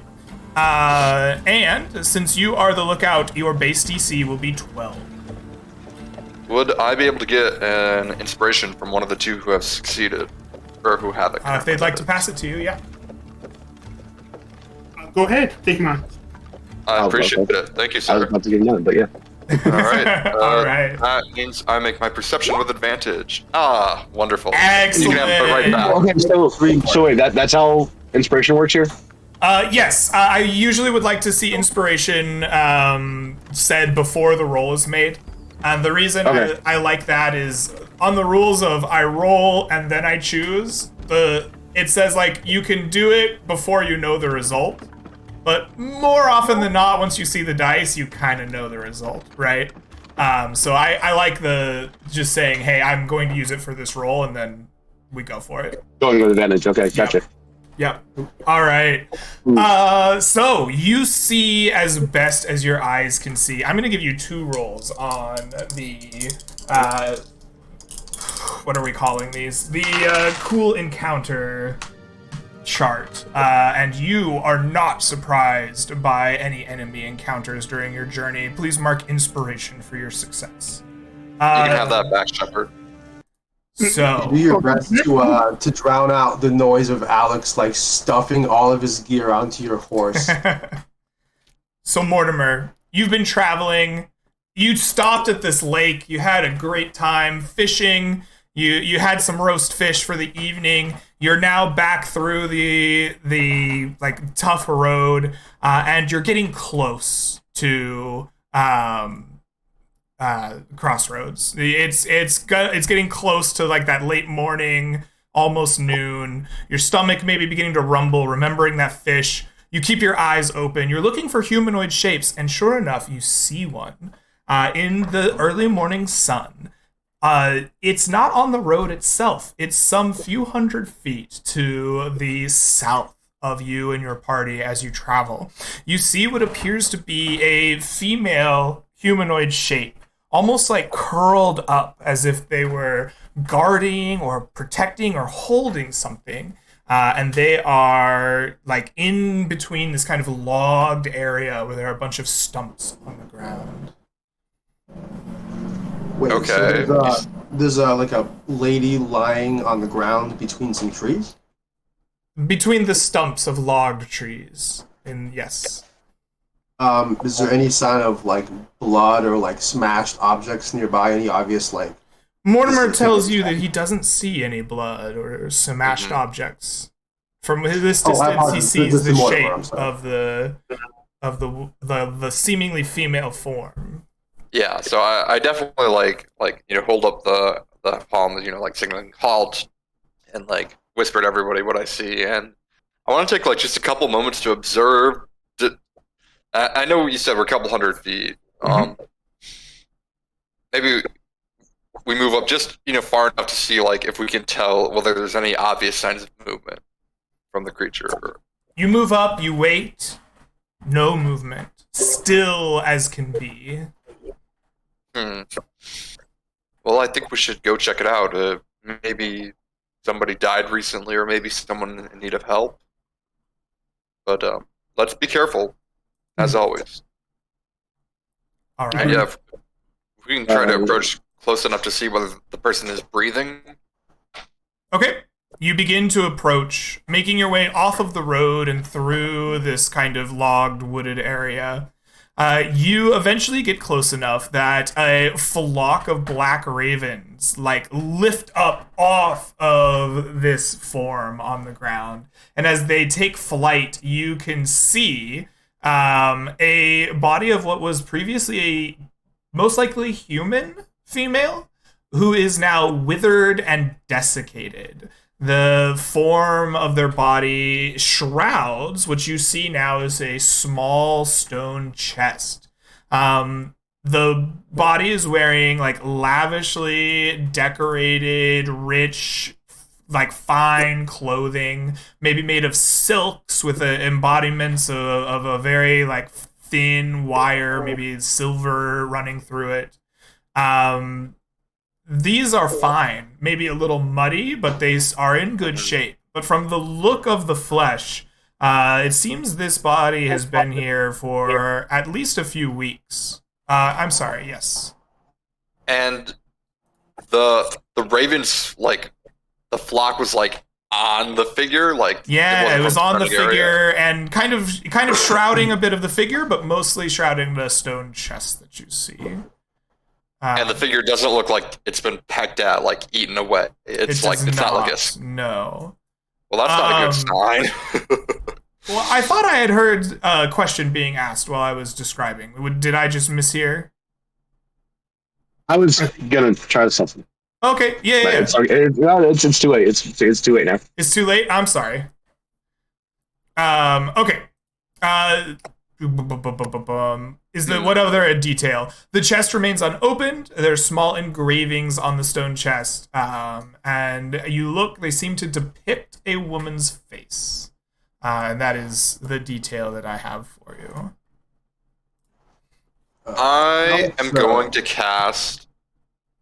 I'd say, gentlemen, would you like me to see whether this is perhaps there's an element of evil contained here, just before we approach and try to touch anything? Well, Zelf has a possible solution for that. Oh, do tell. And he'll pull the little chameleon off of his shoulder and put him on the ground and say, "Go." And the chameleon will walk up to the little lady, and I will share its senses so that I can get a little sense of what's a little bit closer inspection for it. Absolutely. The first thing that your chameleon senses give you is just like stench. You've moved up pretty close to it, but as you are like right next to the corpse with the chameleon, it smells of withering, desiccated flesh. But there's no movement. Like everything here after those ravens left, still. No tremors in the ground. There's no heat radiating off of the corpse or the stone chest as your chameleon approaches. Other than it being a bit stinky, it doesn't give you any sense of danger or strangeness. As your chameleon sort of like vibes, you get the sense of you see a large wooden object come up out of the back of its senses as Alex pokes the body with a long stick. All right, you're poking the body. As you poke the body, what else are you doing with that lizard here, my friend? Well, I was just gonna climb up and take a closer look at the runes and the etchings on the chest, but Absolutely. if they're poking if they're poking with the stick, I'll have the lizard come back and I'll go back to my body. So okay, all right. The lizard climbs back up into your robes, hanging out in your fur. And Alex pokes this body. The body is frail and withered. There's not a lot of give to it. Like if you poke it, probably not hard enough, but you get a distinct impression that you could like break a rib very easily here. The body is curled up and holding the chest almost protectively. And it doesn't move or fall off the chest. It just is held there as you poke it with the stick. Again, you poked it. All right. Would you like me to detect whether the chest is evil or anything? It's odd that the body wasn't eaten by all those ravens. Yes, please. All right. Oh, it's be careful. Body smells real bad. Oh yes, I can tell that even from here. All right. You cast Detect Evil and Good. You look around with your senses hewing into the religious connection you have as a cleric, and spread out. Within 30 feet of you, you find magical consecration. There is a consecrated item or items in or around the box. Maybe the box itself is consecrated. You don't get a good feel for what's inside, but there's definitely this magical holiness that radiates. No desecration or evil creature anywhere. No. Okay. Interesting. And it doesn't look like that the creature that was holding it was an aberration, celestial, elemental, fey, or fiend, or undead. You do not get any of those ratings. Yeah, you would. Oh, you get one from your companion, perhaps. The lizard. They have a lizard. fun little companion that they keep in their pocket, but not from the target of your search, do you? All right. Well, there appears to be some sort of holy relic locked inside that box. And I guess Mortimer will like try to like wrapping his hands up in some cloth, try to like lift up the chest from the creature. Okay, it is a fairly heavy chest, is made entirely of stone. But you are able to lift it. The frail woman's body is unable to like hold onto it. You easily slide it out and away from the desiccated form of this corpse that you're investigating. The box itself, it has etchings. You see now that it has a form of a woman's face on it with hair pulled back and tight, and it has a like almost constellation of stars on either side of the form on the front of the stone. These appear to give it almost a like halo or like an aura look to the way it's made. Is the woman perhaps a goddess in the pantheon that I'm familiar with? Not Perhaps in one that you're familiar with. Perhaps in a different one, but as you rack your memories, this is not a goddess that you were taught about. Interesting. All right. Well, I'm not necessarily comfortable with it, but perhaps there's more information on the body itself. If one of you want to look through it. Yeah, Alex was curious about that. He was busy. Mortimer was busy examining the box. Alex was a little more concerned about the person around the box. Does it look like this dead lady was a noble, a commoner? Is there any sign of like workman's clothing, any tools? Oh, their clothing is very fine clothing. Silks, silver, maybe wire running through them, embroidered. They're dirty, as if they've been outside in the mud or the rain. But you can still tell that they're in good condition, and they are fine, nice clothes. Yes. Are they like fully undamaged, good condition, or like wear and tear, good condition? They are undamaged, other than being like dirtied. Okay. But they didn't ping magical in the detection at all. They did not ping holy, unholy, or as a fiend, fae, celestial, undead, etc. Okay. Got it. Was one of you about to cast detect magic, or did I hear that incorrectly? Because once he sees these like undamaged, like nice clothing, he might say, hold them up for, say, maybe the clothes might give us some clue. I can cast detect magic as a ritual if you would like. That would take 10 minutes. Alex's eyes widen and he nods enthusiastically, like almost way too excited for someone casting detect magic. And Sure. when you do, he'll actually like just watch you the whole time. He'll like towards the end of it, he'll try to like start mimicking like your body like positions and movements, just like a student all trying to learn as much as he can from what you're doing. And he'll watch you the whole process the whole time. Right. 10 minutes of ritual begin, and while those two are enthralled with the incantation itself, Mega or Shepard, are you doing anything here? Has this interested you at all? Zelf, are you like entranced by this ritual as well? What are the two of you up to during this 10 minutes? Shepard's probably having a casual conversation with one of those ravens. Maybe he's asking him like why didn't you finish eating that body? Smell bad. Smell like food, Yeah. but then get close bad. Yeah, I bet. Oh, by the way, Gray, just to make sure we're on the same page. With Shepherd Druid, they can speak to animals, but animals can't necessarily speak to them. If that makes Okay, sense. fair enough. Yeah. So the bird would just like, I don't know, one nod for yes, two nods for no. He's sitting there having a sandwich, and he's in the back of his mind, he's been thinking like, man, I really want to bury this body, but they seem to want to do like CSI. So Okay. you know, Okay. letting them do what they got to do. Zelf in this time would walk over to like a stump that's farther away. Mm-hmm.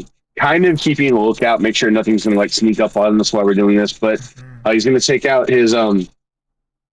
some of his fresh water and dip his calligrapher's pen in there, and the calligrapher's brush in there, and slowly start cleaning out his and his chameleon's nostrils, so we can just get out of there.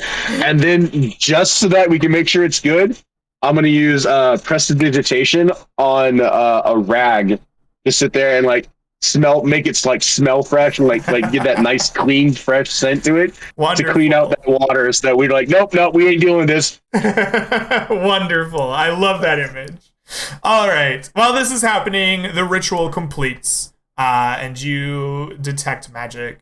The robe itself does indeed project magic as you look upon it. The box that is consecrated does not, though you believe it might be thick enough to be blocking your detection.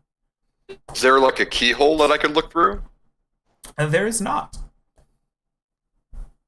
There's no way of opening, like no mechanism? It doesn't appear so. Oh, interesting. All right. Huh. So, let me check here, because detect evil and good I thought had similar. Blocked by 1 foot of stone. You said this box was made out of stone, right? It is. Is it? How big is this box? I mean, maybe I was underestimating how big it was.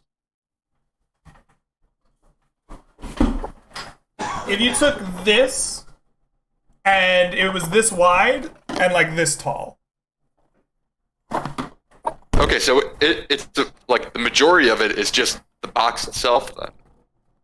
Like if it has to be like a foot thick on every side to block my detect magic spell. If it's made Not out of necessarily, something because else is going on. think about this though.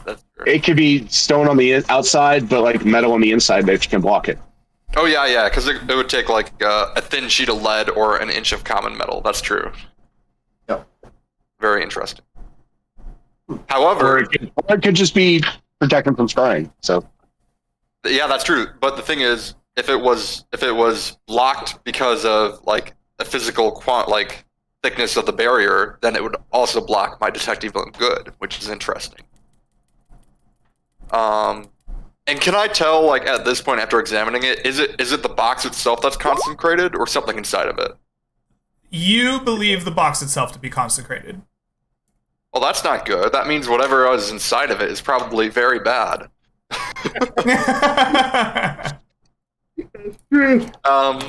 We should probably take this with us and keep it safe. Maybe get it somewhere, I don't know, but not open it probably. Probably to the Conclave. That would be a good idea. Maybe they can uncover its secrets. Yeah. Yeah. As Alex is examining the body, he glances at the face of the face. Mm-hmm. Is there enough like flesh to tell like an expression that they perished in, like of terror, of like comfort, of like quietness, of the like, corpse?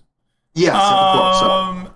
I don't think so. I think it's so withered and desiccated. What expression may have been on there is beyond your ability to tell at this point.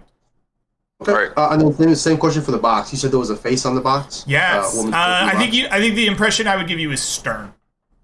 Not like angry or fearful, but stern. And can you tell if it's an old woman, a young woman, any human? Probably species, young woman. Human. Yes. And what type of magic did the robe radiate? Or did it not? That is a good question. The robe will radiate enchantment magic. Interesting. All right. Well, I'll let Alex know that since he's holding it. Does he find anything else on the body? No. The body itself is just essentially small clothes underneath the robe. Inside the robe's pockets, you will find a small bag of gemstones. They are valuable to like sell at about 150 GP. And this might seem like an odd question, but considering Alex is common man. Would he be able to tell by the small clothes if it's indeed like nice small clothes, a noble woman wearing a noble woman's dress, or like a poor woman wearing a noble woman's dress? All of the clothes are very nice. Okay. Everything here is richly made, finely made, rich fabrics, that type of thing. Just throwing this out there. Are any of these gems actually like common spell components? Yes. Well, For a cleric spell or You might need a 100 GP pearl for something, like identify perhaps. You have, let's see, these stones are all stones that wizards may utilize in spells of some kind. Amongst them, I'll see if there's a pearl. Amongst them, there is not a pearl. These are clear diamonds and small rubies, as well as a handful of gems that you can see have been like scratched off as if they have been dusted over time. interesting. Okay. so Well, So so Shepard's some gonna sort of a speak up. spellcaster.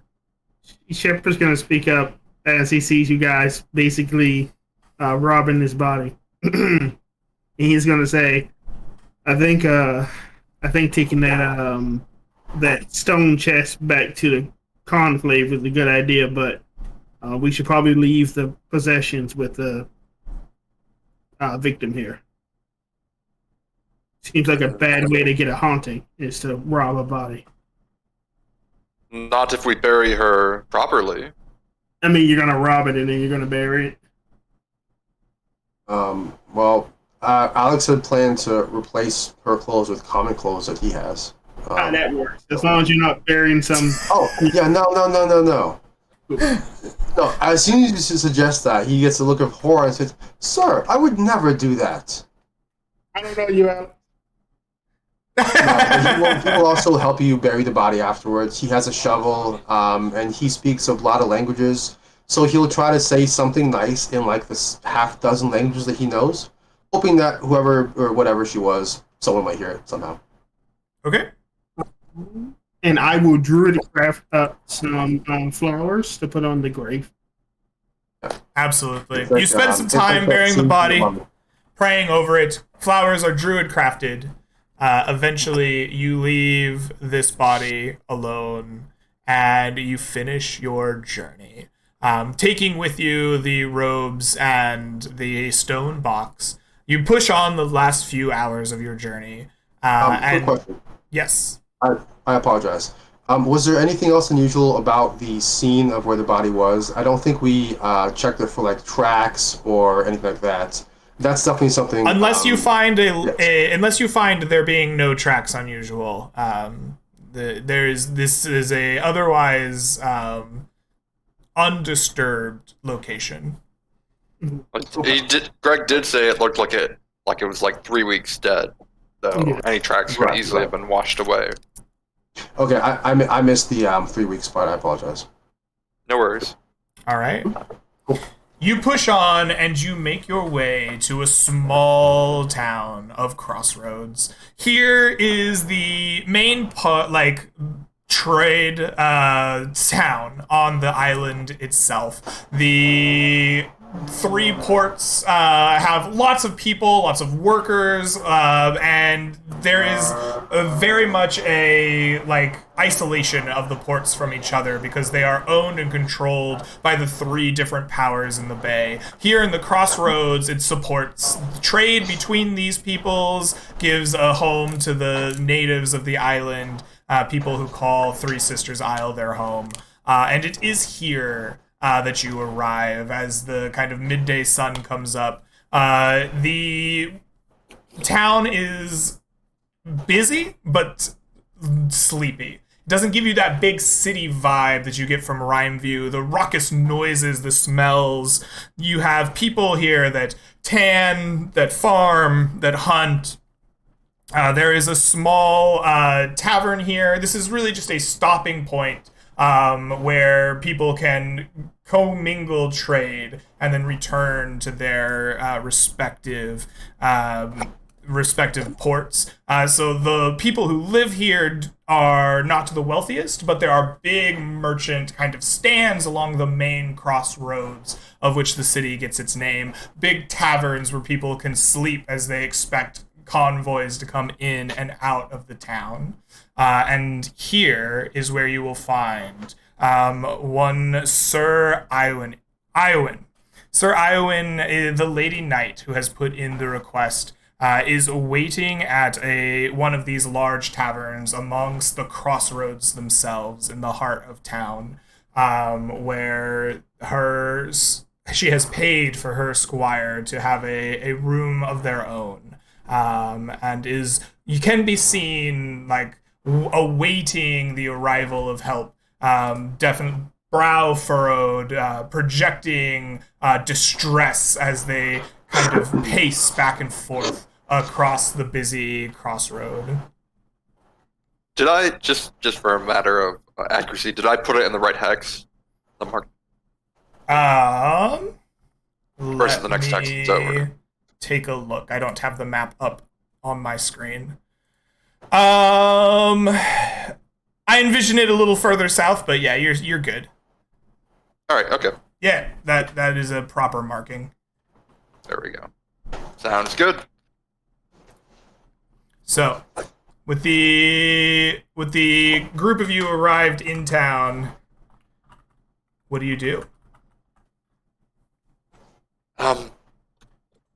Well, I think we should definitely talk to the Lady Knight there, gentlemen, but I think we might also want to ask around about a noble lady gone missing in the past month or so. What do you think? I agree. Keep in mind that if that noble lady did go missing from this town, and we know the people who were the original owners of that box, we won't be able to give it to the faithful or the Conclave. Well, of course. It belongs to its rightful owner. I'm just saying. What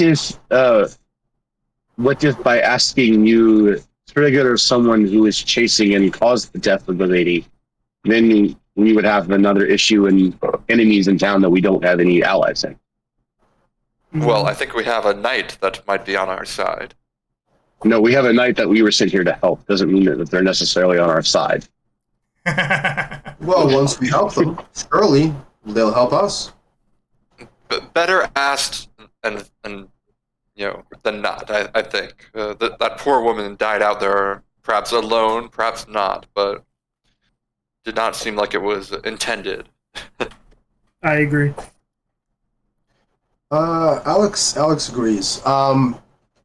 Being mechanically a rogue, but not thematically a rogue, he sort of pauses before saying this. He says, perhaps we don't say exactly what we're saying. We just say something a little different. What if we found some scraps of a woman's clothing on the road? He says, Sure, raising yes. one eyebrow. I think that's fine. We don't need to say exactly what we found. Maybe it'd be best to take it up with any local authorities first, just to know that they're more trustworthy, hopefully. Or maybe we can look for the local clergy. We know it was a consecrated item. Oh, true, and I have my own connections. I'm sure they will be amenable to speaking with me. I can go and find them if you would like, while the three of you discuss with our main objective here. Mr. Greg, Yes? is there a church within sight where we are right now?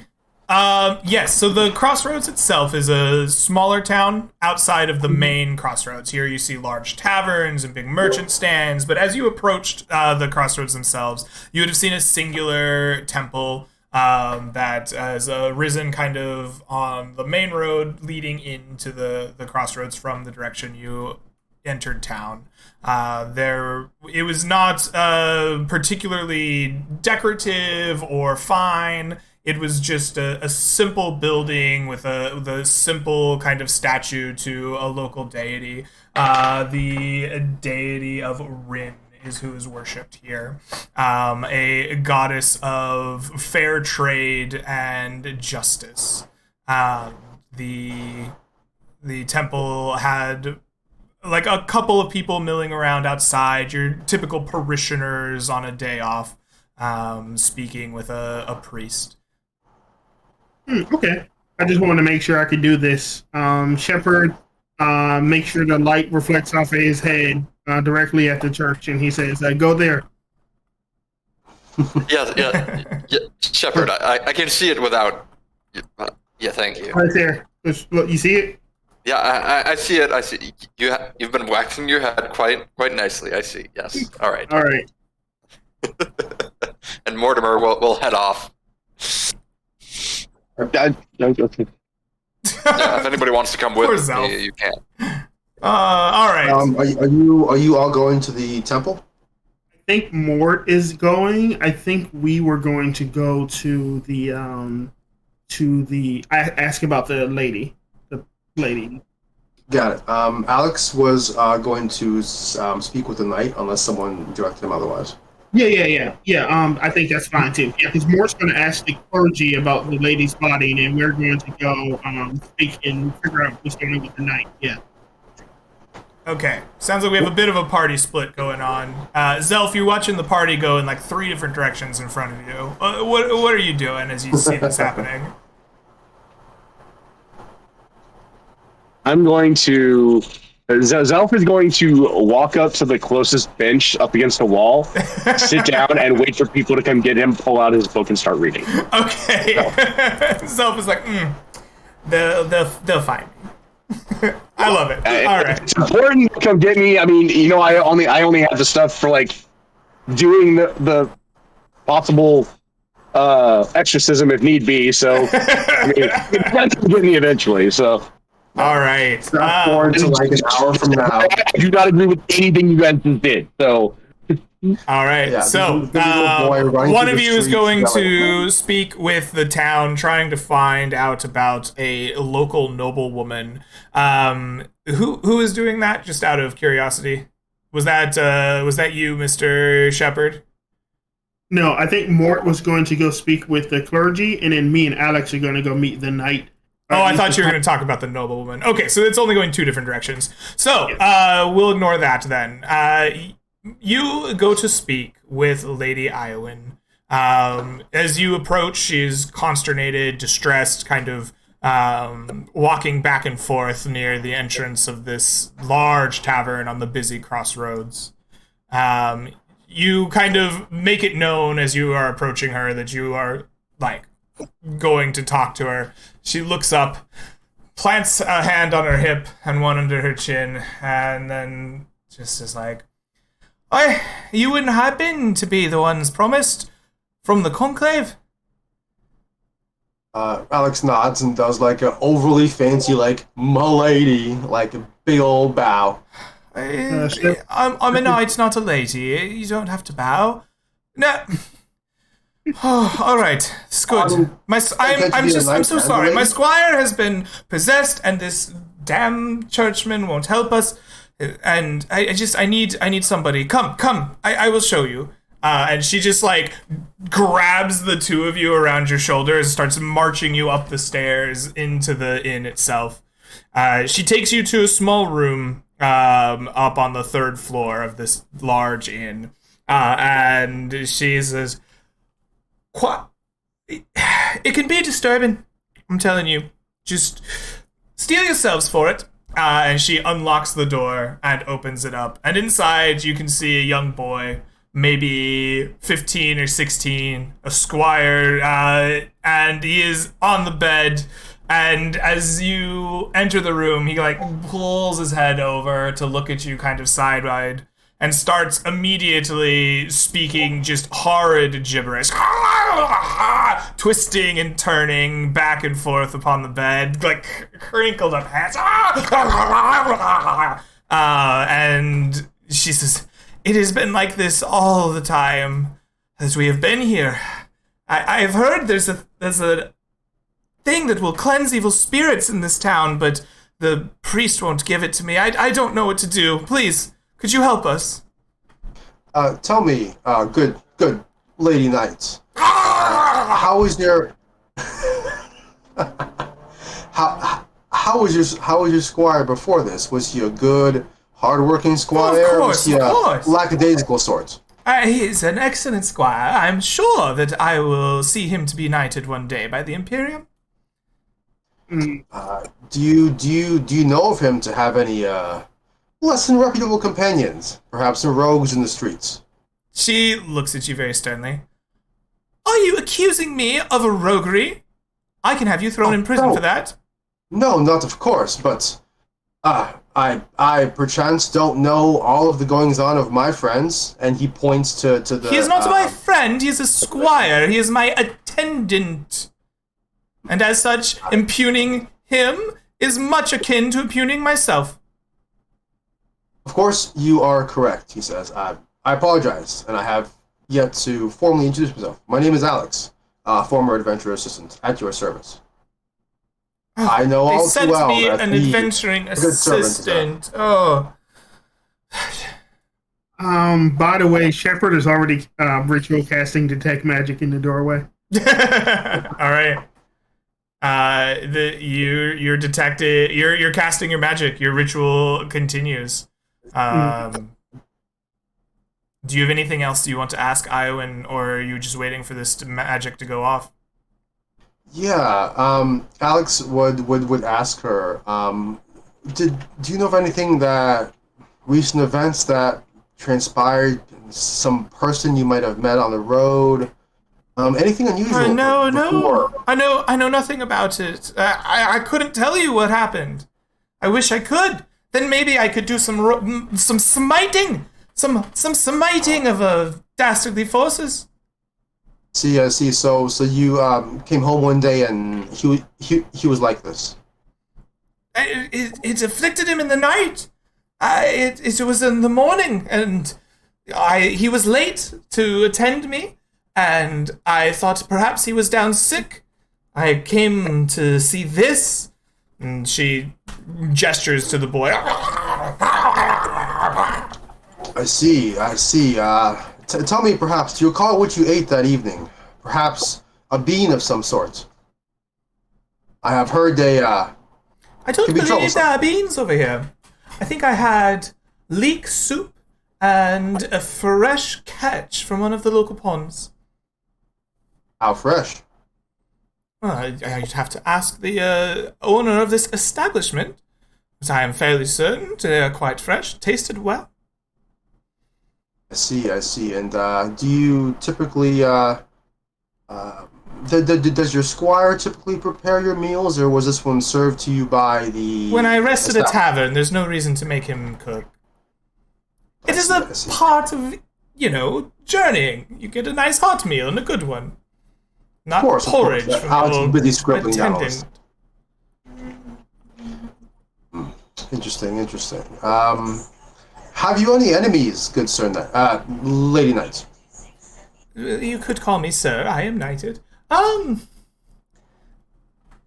couldn't say. Every knight has a few enemies. Otherwise, you'd have no need for knights. I see. If you were to close your eyes, imagine someone, and imagine a glove in your hand, and imagine, bam, the wonderful slap. Whose face do you see? Well, I didn't say overmuch. Might be a bit uncouth for a knight to speak illy of one of minor nobility, even if they are ever just so slightly. Let's see. Recently, perhaps the old brigand that was stealing from carts along the side of the road. Yes, I slew him mightily. It was a good day of knighting, that. Oh, of course. And when was this?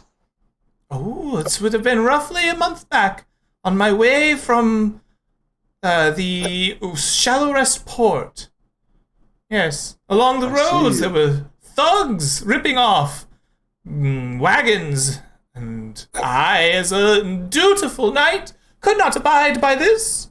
I showed those no good thugs what a life of poor living leads to. Of course, as you should, and I commend you for it, he says. Tell me, you spoke of a noble, perhaps, earlier, just now? Yes, Nobility? yes, long ago, in the Imperium. It's not worth talking about. Any stories we're talking about, I love hearing a good tale. Anything that could possibly help your squire, any bit of odd gossip from the courts. Never know. He's a penny pitcher and a tax collector, and he gets by on a lot of self-entitlement because his mother's uncle was married to a duke once upon a time. Bit of a dick. That's all I can say. Well, that goes with being a tax collector, does it not? I agree. All right, it seems like you're not getting any headway here with your line of questioning. You finish your ritual, Mr. Shepard. You detect magic in this room. You detect no magic as you finish your ritual. Not on the night? Nope. Alright. Well, that didn't work. Friend I have Shepard, one what way. do you sense? Nothing good. You sense a Oh, I dark should say- presence? I should say nothing at all. Of course he senses a dark presence. Do you see the suffering of my poor attendant? We're gonna need Mort here. He's got the good and evil.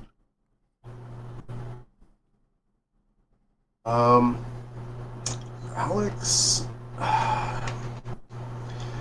is going to approach this poor squire.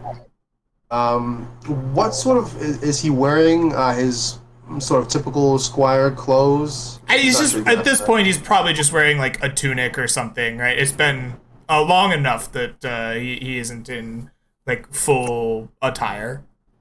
Okay. And are his eyes like back of his head like gone, or is he seem to be like? No, he doesn't have like eyes rolled back in his head or anything. No, his eyes appear. I mean, they're bugged out, and he's going. "Ah!" He like tries to grab your arm. "Ah!" Starts trying to lick it. Yeah. When he tries to grab Alex's arm, Alex lets him Okay, grab his arm. he licks your arm like creepily, and then like bites on it like. He pulls back a little bit initially, like, just default instinct when someone tries to bite you. But then he like leans closer in, keeping his face out of biting range, hopefully. And he whispers to the squire and says, I'm not gonna whisper because anyone will hear me. But he whispers, I'm here, I will help you. And then what was the name of the knight? Iwin? Iowin. Iwin. Iwin is in trouble, and he tries to see if there's a reaction to that phrase. No, no discernible reaction. The behavior that the squire is doing just continues.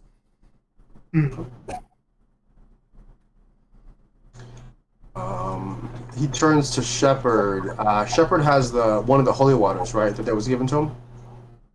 Yes. Okay. Hold on. Did Zelf give you a holy water, Shepherd? No, I still have all of them. Yeah, I don't remember that happening. Whoops. Yeah. Oops. Okay. I thought we all got holy water. I'm sorry. Okay. I have regular water. Yeah, so do I. It's vitamin water, but it's not holy water. Yeah. So he will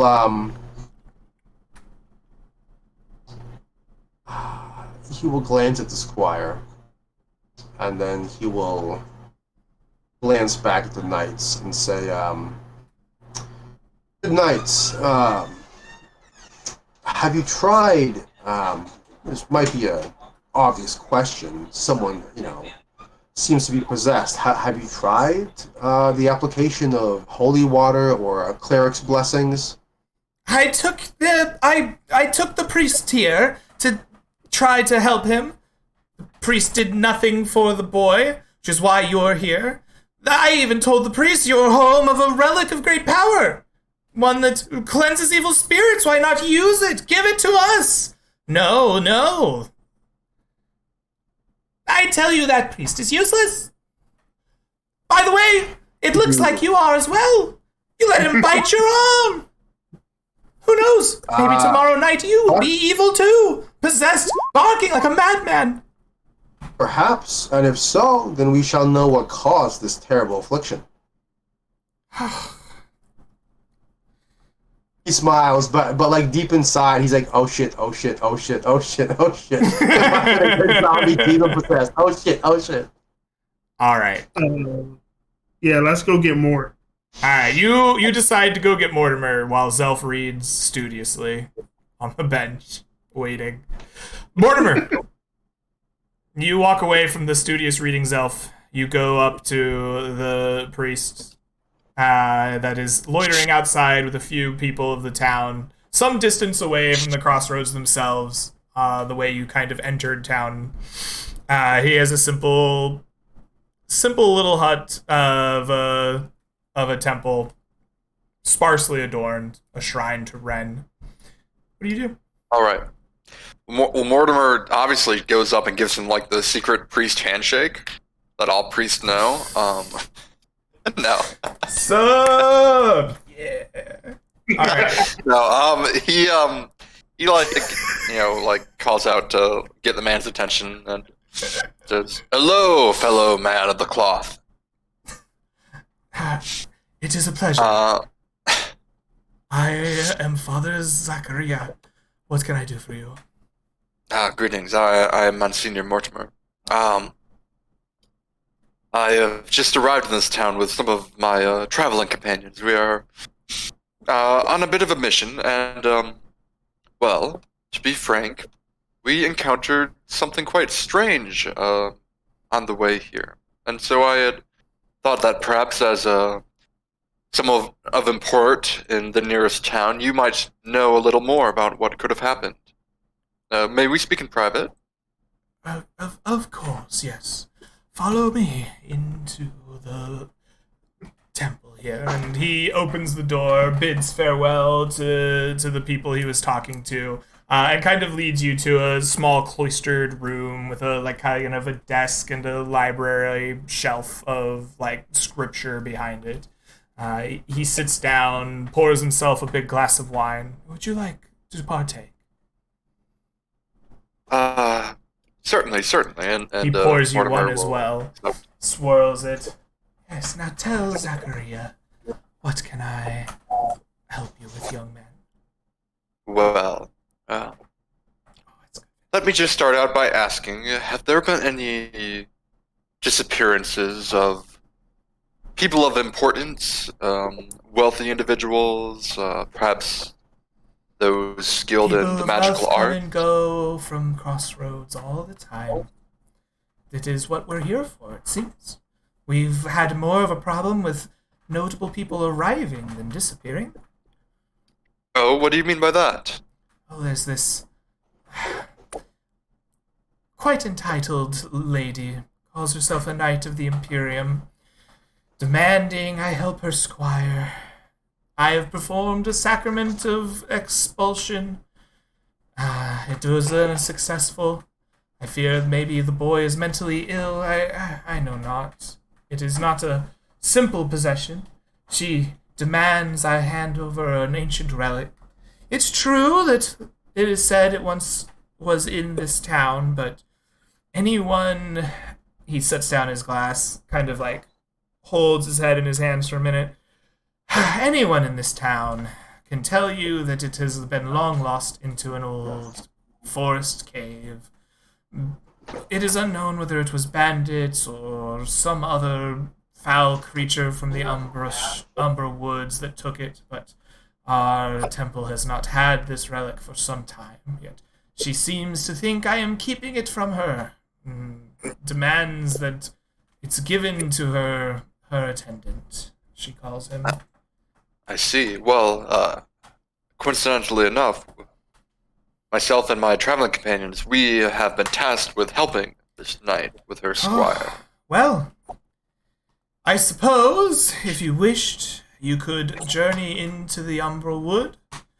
A dangerous place, we shun it here, but if you are adventurers from the guilds, perhaps it is not so bad for you. And what exactly makes it so dangerous? It is ancient. The creatures that called this island home are thick there. All kinds of awful things. I think it must be magic in some way, but I am a man of cloth and of limited patience. I have learned. I know not the mysteries of this forest. But people do go missing when they explore in it. People have died. Whether it is magical or mundane, it is a dangerous place nonetheless. Well, it appears that it is not the only dangerous place on your island. We seem to have come across a fallen traveler west on along the roads. Would you know anything about this? Have there been bandits in the area? Oh, yes. When you are a well-traveled road of trade, it is often that people wishing to make a little coin for themselves will attempt to waylay them for goods or for coin. I believe the knight who came here herself slew some bandits on the road east before coming in. Now, the odd thing is that the body that we found, it had its valuables on it. It had quite a lot of valuables, in fact. Strange, I suppose. Were they well hidden? I know not. No, not at all. I cannot speak to the mind of a killer or a thief. These people are those in need of Ren's justice. And you don't know anything of perhaps a wizard, a female wizard, or a female noble going missing, traveling in the area? Oh, I haven't seen a noble by Crossroads in some time. Not since I was a young boy. We tend to not get the noble type out here. We get merchants and guild members and those making the effort to enrich themselves. Well, the person, she would certainly have stood out. She had quite fancy robes. If they would have stood out so much, I did not see them here. All right, Perhaps they were on their way to Crossroads. I know not. You make a fine point. Perhaps they did not make it here. Anyways, it is none of your concern. I apologize for taking up your time, but thank you for letting me know about the relic in the cave. Perhaps that is a solution to the problem. Would you be interested in recovering it, if at all we think it possible to do so? Absolutely. The Church of Ren would thank you much. All right, well, we shall consider that. I still need to have a look at the squire myself, and I believe my fellow adventurers are waiting on me, so I must leave, but thank you for your time. Absolutely. And yeah. Mortimer will leave and go back to Zelf, who I assume is still reading his book. All right. Is it possible for us to take a quick break? I was leading ourselves there. We've been playing for about 2 hours. I was hoping the party would come together at some point. But, yes, let us go ahead and take a quick break here. This is our 2-hour mark. We'll hit the bathrooms, get some refills on drinks, whatever else we may need. We'll be back in about 5 or 10 minutes, and we will see where the party goes from there. See you guys soon. Sounds good. And we are back, Twitch. Welcome back. Just before the break, our party had been broken up, split up, reading, talking to different peoples, investigating. I think what I'm going to do is say Shepard and Alex had decided to go get Mortimer after they were done investigating. And Mortimer had left the church to go find Zelf. And the party all meets up together around Zelf reading his book in the bench in the shade, watching the travelers go to and fro across the crossroads. So Alex just describes, the scene from the knight and the squire, and does his best, like, impression of the squire himself. We need to keep an eye on Alex. He got bitten by the knight. He might turn. So just keep an eye on him. Oh, well, that's worrying. From the description alone, can I tell whether this seems to be like a possession or just a seizure? I don't know. I think. What do you think? Right, as a character, you listen to the description. Yeah. I mean, my what does character, it sound like to you? It sounds like, gosh, I guess the person could be having a seizure, or they could be possessed, or maybe they're like poisoned, and I don't know. There's several possibilities, I suppose. That's what we have with seizure. Yeah. As Alex looks down at his arm, are there any signs of anything unusual, like black lines, like going down his flesh, like racing towards his heart? No, you have like maybe some chomp marks, right, from the teeth. I don't know if he was strong enough to break skin or not, but no black lines, no signs of the creeping death. Okay. Good to hear. Well, gentlemen, I could try to perform my own version of an exorcism. I have spells that would help with this, that would give him a fighting chance against any spirit that might be inhabiting his body.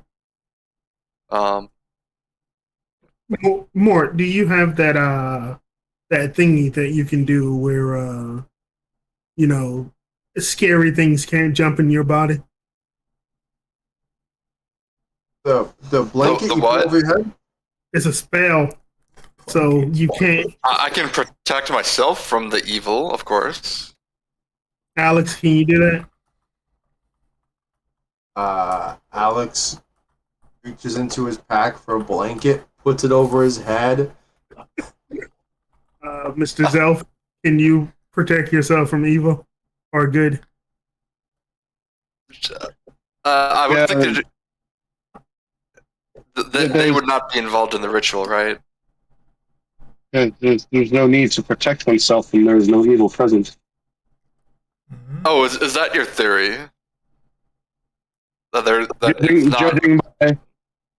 Judging by description that Alex has given, Zelf believes that the squire has a madness.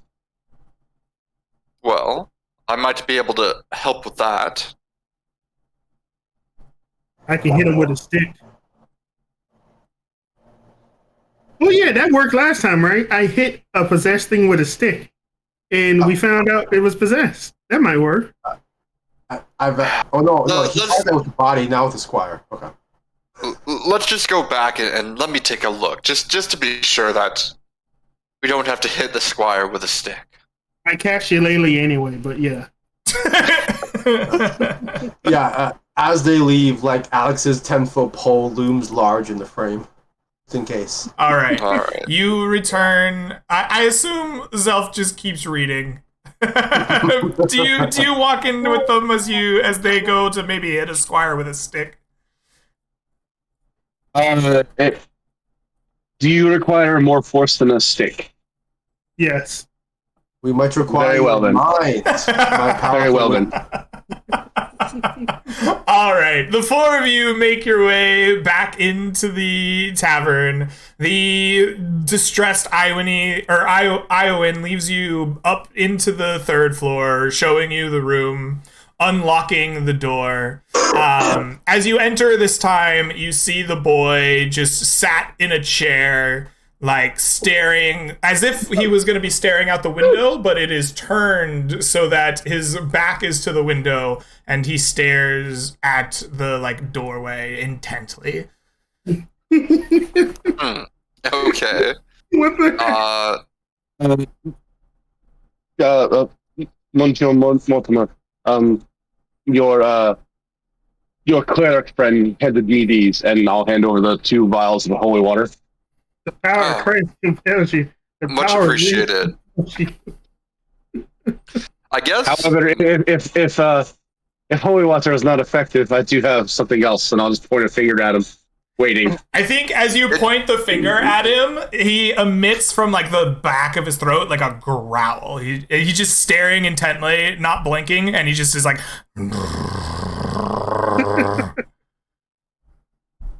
Well, gentlemen, I shall begin, I suppose. I guess the first thing to do is I want to detect evil and good. Okay. You work your magic, weave your spell to detect evil and good. Other than what you would expect, the lizard companion of your wizard friend, the box that you carry around, you detect neither good nor evil nor any fiend, undead, celestial aberration, yada yada yada. Yeesh. All right. Well, gentlemen, it appears that it is not an evil being possessing the poor man's body directly. Not necessarily, but okay. Well, if it was, I would detect it, right? Would I at least know that much? Like, if there was say there's a ghost possessing someone, and you cast this detect evil and good, do you detect the ghost in the shell? If there were a ghost directly in control of the body, then yes. Okay. Well, that at least rules out that. Mort, do you have the proficiency in medicine? Yes, that was my next thing. Yeah. If perhaps 2 of you could make sure that he's restrained while I conduct my medical examination.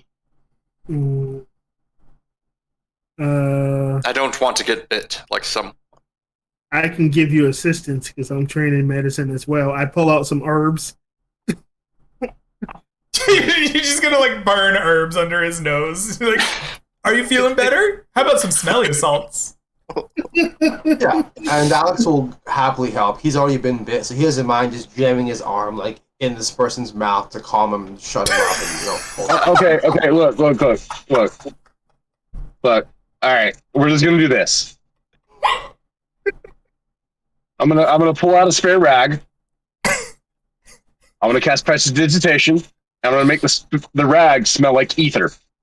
Ooh. I'm gonna put it up against his face. Ooh. You press the ether rag against his face, and he passes out on the spot. He's still staring intently, and he's doing that growl in the back of his throat. You press the rag up, he's like, "Arr, arr." He needs a nap. He just needed some sleep. That's all. Is that sufficient? All right. Yes. Many thanks, Zelf. All right. Back to my book. as the body goes limp, Alex will just kind of look around, like look at the back, look at the shoulders, look for any markings, like any weird like insignias, like stuff on it. Yeah, Does he have like a demon circle? You give him a thorough search for bites, markings, demon circles. Nothing. He seems like a healthy young man. Is there anything like in his pockets? You check his pockets. You find not. Wait a minute. Was that pre-reboot? Wasn't there a spider that was trying to control my brain one of these sessions? Wait a minute. Pre-reboot? Maybe. Shepard looks at the back of his neck. He's looking for a little baby spider. Star Trek. That's Star Trek. You start looking for a spider that might be trying to control his mind. You do not see one in the back of his neck or anywhere else, nor any spider bites or really. He looks... I'll make my medicine check now, gentlemen. All right. Yeah, You go about your check. Yes. You check him over as best you can. Everything you can think of, Mortimer. You check his pulse, his breathing. You check him for spider bites. He, for all intents and purposes, as far as you can tell, looks like a perfectly healthy young man who is currently passed out from, ether. Yeah. Well, I guess I'll ritual cast detect poison and disease, because why not? All right. You spend 10 or 15 minutes preparing your spell. Maybe as you expect, it does not ping poison or disease once you are done with it. Yeah, Alex seems disappointed. He was thinking that maybe there was something that the bandits that they fought had, some sort of like localized infection that the squire might have caught, but with this news from Mortimer, he seems down. He's happy to have seen him perform the ritual. Again, he follows along every step of the way, watching carefully like a creepy hawk. I think Mortimer probably gets annoyed by this, but doesn't say anything. If he sees you, and he will see you because he's watching you intently, he'll apologize and say, "Friend, Mortimer, I'm sorry. I'm doing all I can to learn everything I can. Any knowledge or abilities or skills I can pick up to help me keep myself and my friends alive. I wouldn't say desperate, but I'm eager to learn. If this bothers you, Alex, I will not. No, I understand the intent, but becoming one who can channel the will of the divine takes many years of study, practice, devotion. You cannot simply learn by miming the movements. Oh, no, of course not. I would never try to, cheat my way into power or try to mime some powerful ceremony. I simply I like knowing things. I know a little bit about this, a little bit about that. Maybe someday I can learn a little bit more and then a little bit more. All right. Zelf's gonna pull out a random book that he has and hand it to Alec and be like, "Here, start reading."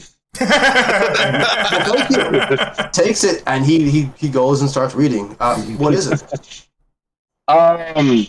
It's a book on a faraway culture. Oh, perfect. All right. Thank you, Zelf.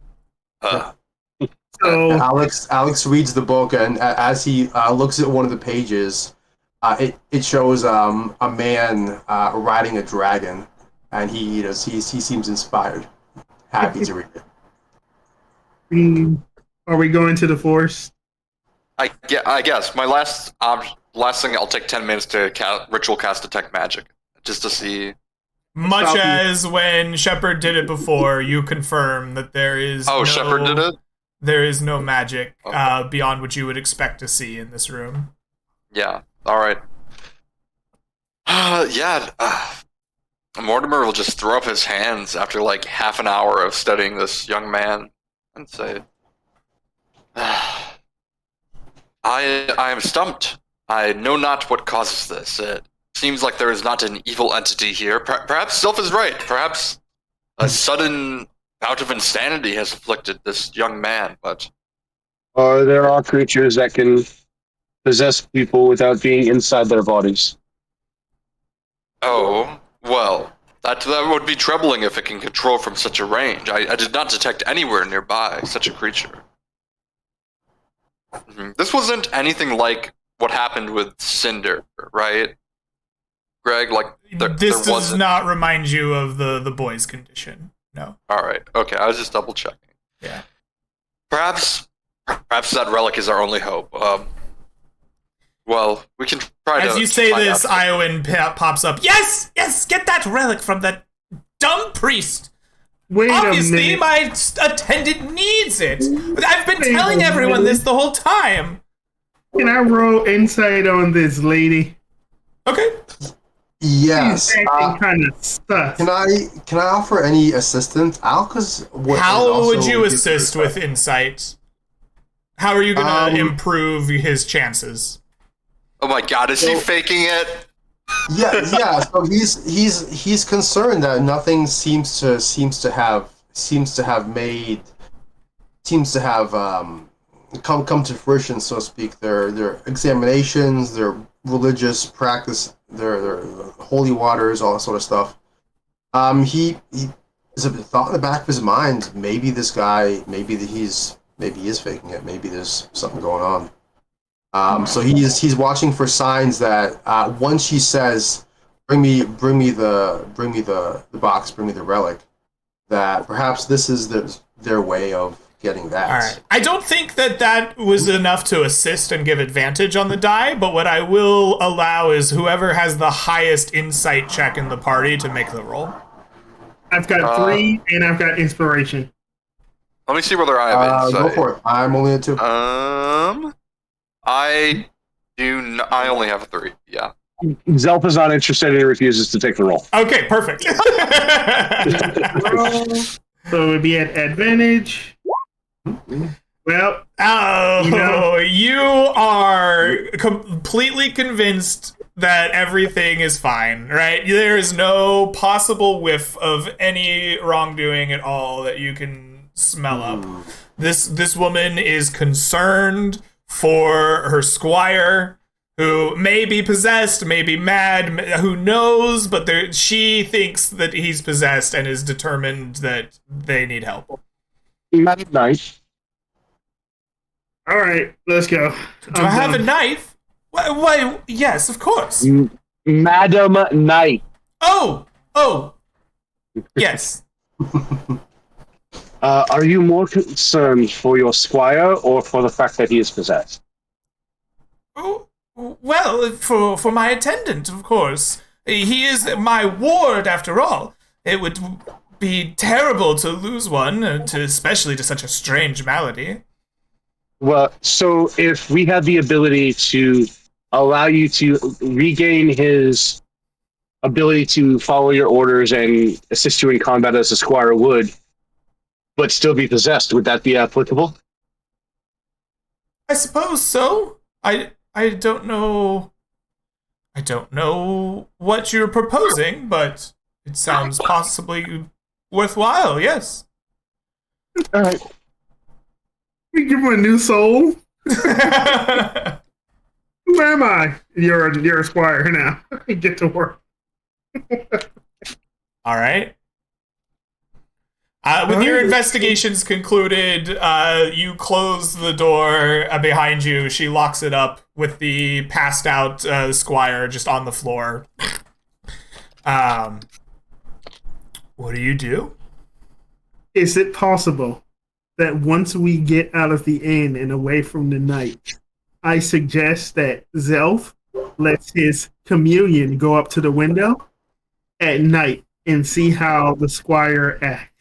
That's not very honest with what your character rolled on their insight. That's true. No. That's true. That's a good idea, though. That's true. Out of character, that's what I was thinking, but in character, that is true. Yeah. Never mind. Oh no, we gotta go in the forest and die, boys. Come on. I would suggest one last possible thing. Maybe it's something in the room. Maybe some item that she has, something that she brought with her. If there was, I would have detected it. Yeah. Yes. And if it was inside of him, like he swallowed like a cursed spoon or something. I still would have detected that. Yeah. The cursed spoon. It's a hell of a trick. It was named from the bones of some long dead king. He was trained to be a magician's apprentice. He was tired of being a night squire, and he fucked up one of his tricks. All right. Anyways, let's go ask that priest what the artifact looks like, and perhaps we can go and find it in the forest. It's in a cave, right? Well, yes, but supposedly, but we don't know what it looks like. There could be many artifacts in that cave. But the cave is in a forest. Yes. All right, You that's go good. to ask the priest. You march your way back to the same priest that you talked to before, and you ask about the relic itself. Mm-hmm. He says, the relic is a circlet.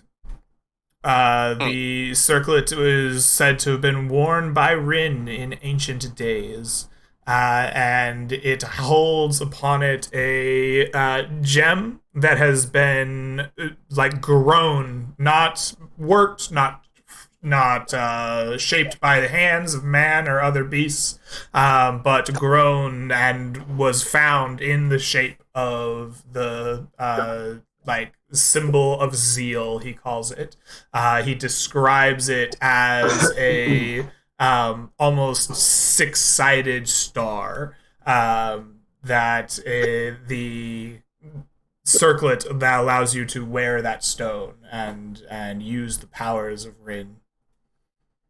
Interesting. And was it kept in a box? And I described the box that we found. He shakes his head. No, it was worn.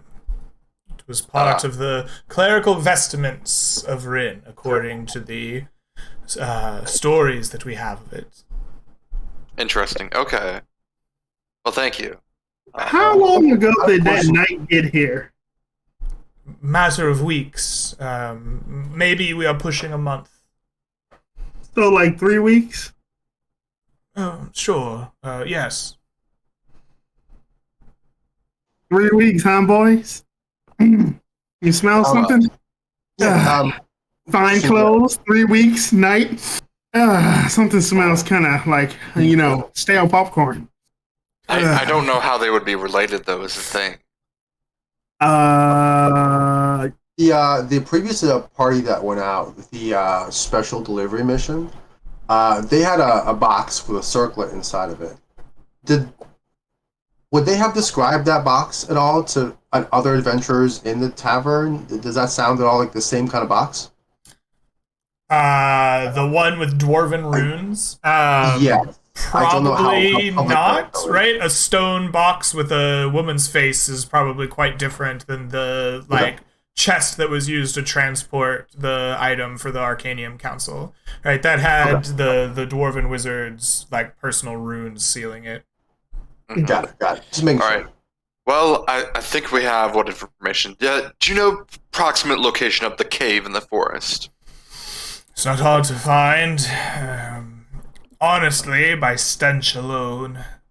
When you enter the Umbral Forest, the cave system has many entrances, but the one said to hold the item is the one that smells like decay and putrid death. You will certainly be able to follow that stench as soon as you enter the forest. All right. Well, that's promising and also terrifying. Yes, well, we shall be off and wish us the best. Of course. Off to our death, boys! I'm looking at 3 weeks, guys. My brain is just like, there's a body that's 3 weeks old. There's a knight with a... Are you going to accuse the Lady Knight of committing some act without any evidence tying her to it? I mean, guys, to be fair, none of us actually did medicine checks on the body, so we don't know for sure exactly how old. He said it appears to be 3 weeks. Listen, I was a pirate, dude. I'm not accuse anybody of anything. Okay. I'm not a man of the law at all, man. Shepard's like, you know how many people I tied to the prow of my boat? Yeah. All right. You're right. So you want to travel out into the forest. Excellent. I am going to let you just make that traversal. You've bought rations and stuff. We don't need a travel phase for this. It's near enough by town. You're not going to run into anything. And I also want to keep the chances of random rolls, making this go past our deadline, smaller. So you prepare yourselves, you get your equipment ready, and you begin to traverse your way across the crossroads and up north towards the umbral forest. It isn't long before the kind of rocky overland terrain that the Crossroads rests in becomes a little bit smoother. It becomes a little more soil forward instead of rocks, and kind of changes in elevation. It becomes a lot flatter, and you can see this dark, large wood in the distance. The trees are high and ancient. You can tell even from a distance that they are old. All of them are big, like pines, with their kind of conical shape, the width of which black out the like underneath of the forest. As you approach, there's fewer and fewer like signs of natural life. Bird calls kind of go away. You don't see the odd fox or small vole or gopher rushing through kind of the soil as you get nearer and nearer. And eventually you plunge yourselves into the old forest. Darkness overtaking the party. Who amongst you is holding the stone box? Mortimer, as you enter the dark forest, the sunshine no longer atop it, the runes that form the face of this stern woman and the like stars surrounding her emit a soft, dull glow like starlight, and it shines out in front of you like a beacon torch, but of dim, soft starlight, about 30 to 60 feet. Not sure I like that, but okay, Greg. It's a beacon. We should follow it, Alex says, stating the obvious. Does it point in a specific way, or is it just... As you turn it, it follows wherever it's facing. Okay. You know what? Maybe... Is it nighttime currently, or... No. It would probably, at this point, you're probably pushing late into the afternoon. Maybe it'll be evening soon if you wanted to wait. But shoot, we probably should have rested in town. Oh well. I don't know how I feel about having a bright beacon in the middle of a dangerous wood, but what do you guys think? Should we try to cover it up? I can't see in the dark. Yeah, as Alex points to his side where he has a torch, he says, we're gonna have to light something if we want to see in this forest. Alright, well, we might as well have it out.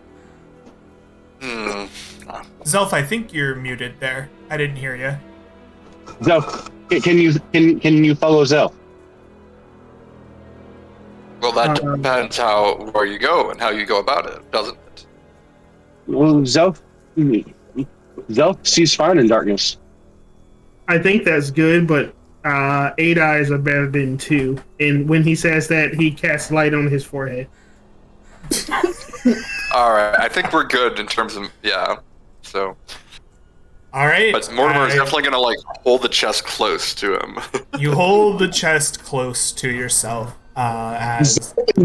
Zelf is 60 feet away from the party. Zelf is just 60 feet away from the party. Wait, what? I'm not standing next to a bullseye. Okay? The level 1 wizard with 8 HP is standing near the darkness. Okay, go for it. Go for it, man. Yeah, just linger in the darkness. Wizard that can see in the darkness and standing in the darkness. That's more XP for me, man. I'm cool with it, man. In the deep, dark woods, you begin to press forward. There is an almost ominous level of silence to them, only broken by the crunching of your feet through a dry underbrush. It seems even the rain rarely makes it down through the thick trees above you. There is a slow rustle as a gentle breeze rushes through the tops of the trees, and as it reaches down beneath them and hits the trunks and the underbrush, it gives off a low, hollow, groaning sound, echoing through the forest, making it a particularly interesting trek through. As you go, Zelf, with your tabaxi eyes and your distance from the party, give me a perception check. I gotta see this. 9. Zelf, you're trying your best to look out for these fools with their lanterns as you see them. These people know not what they do, but you are unable to warn them in time. As soon you hear ruffles through the trees, things moving quickly and fast, rushing towards these poor people.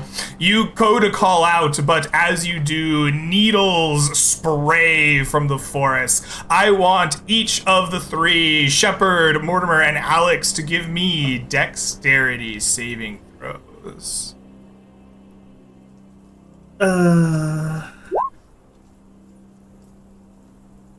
Alrighty. Ooh, a 19. Sorry, that was only a 16. That's a 16. A 20 and a 22. All of you are successful. Please take for me half of... That did not work. I saw a 0. I'll take half a 0. Please take half of 9 points of damage as needles from the dark shred through your bodies. You see too late now the forms of these monstrously large, almost blight-like creatures, these needle blights moving in the forests around you. They have come to surround you. I need Zelf here 60 feet away. 5, 10, 15. As they're attacked, Alex's his gaze hardens and he mutters, "Damn, not again." There's more plant monsters attack them. Yes, stepping from the woods are 3 larger than you've ever seen before needle blights. Are they like pine trees? Yes, they're like made out of like the same kind of conical pine tree, bigger than the creatures that you have faced in other forests, and they are ready to do battle. Please, everyone, click on your tokens and give me an initiative roll, as they are here to stop your passage. Man, be cool, man. Be cool.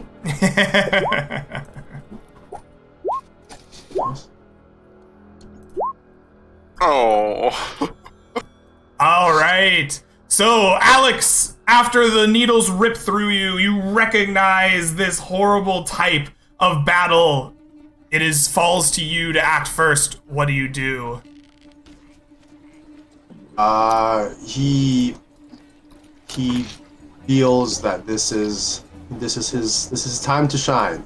At his previous fight, he was hesitant, and it led to people dying. So he will act fast and he will act hard. He will pull out a bow from his back. It is carved with bones and skulls and what looks to be sinew, perhaps, instead of a bowstring. As he pulls out his skull bone bow, and he will line up a shot at the nearest blight right over there. All right, please roll to hit as your bow is slung off, and you shoot a quick shot at them.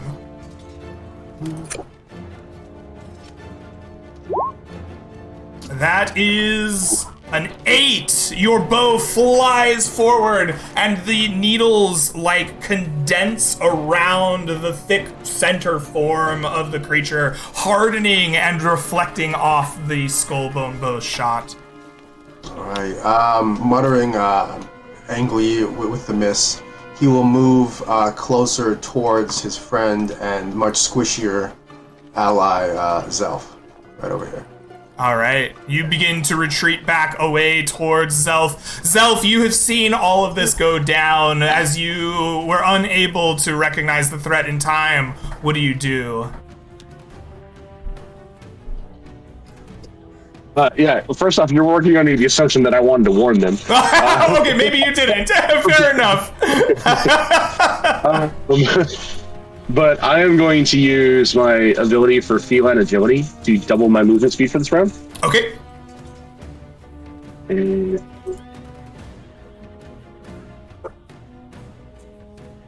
Whoosh. You come racing up. Beautiful. Another enemy.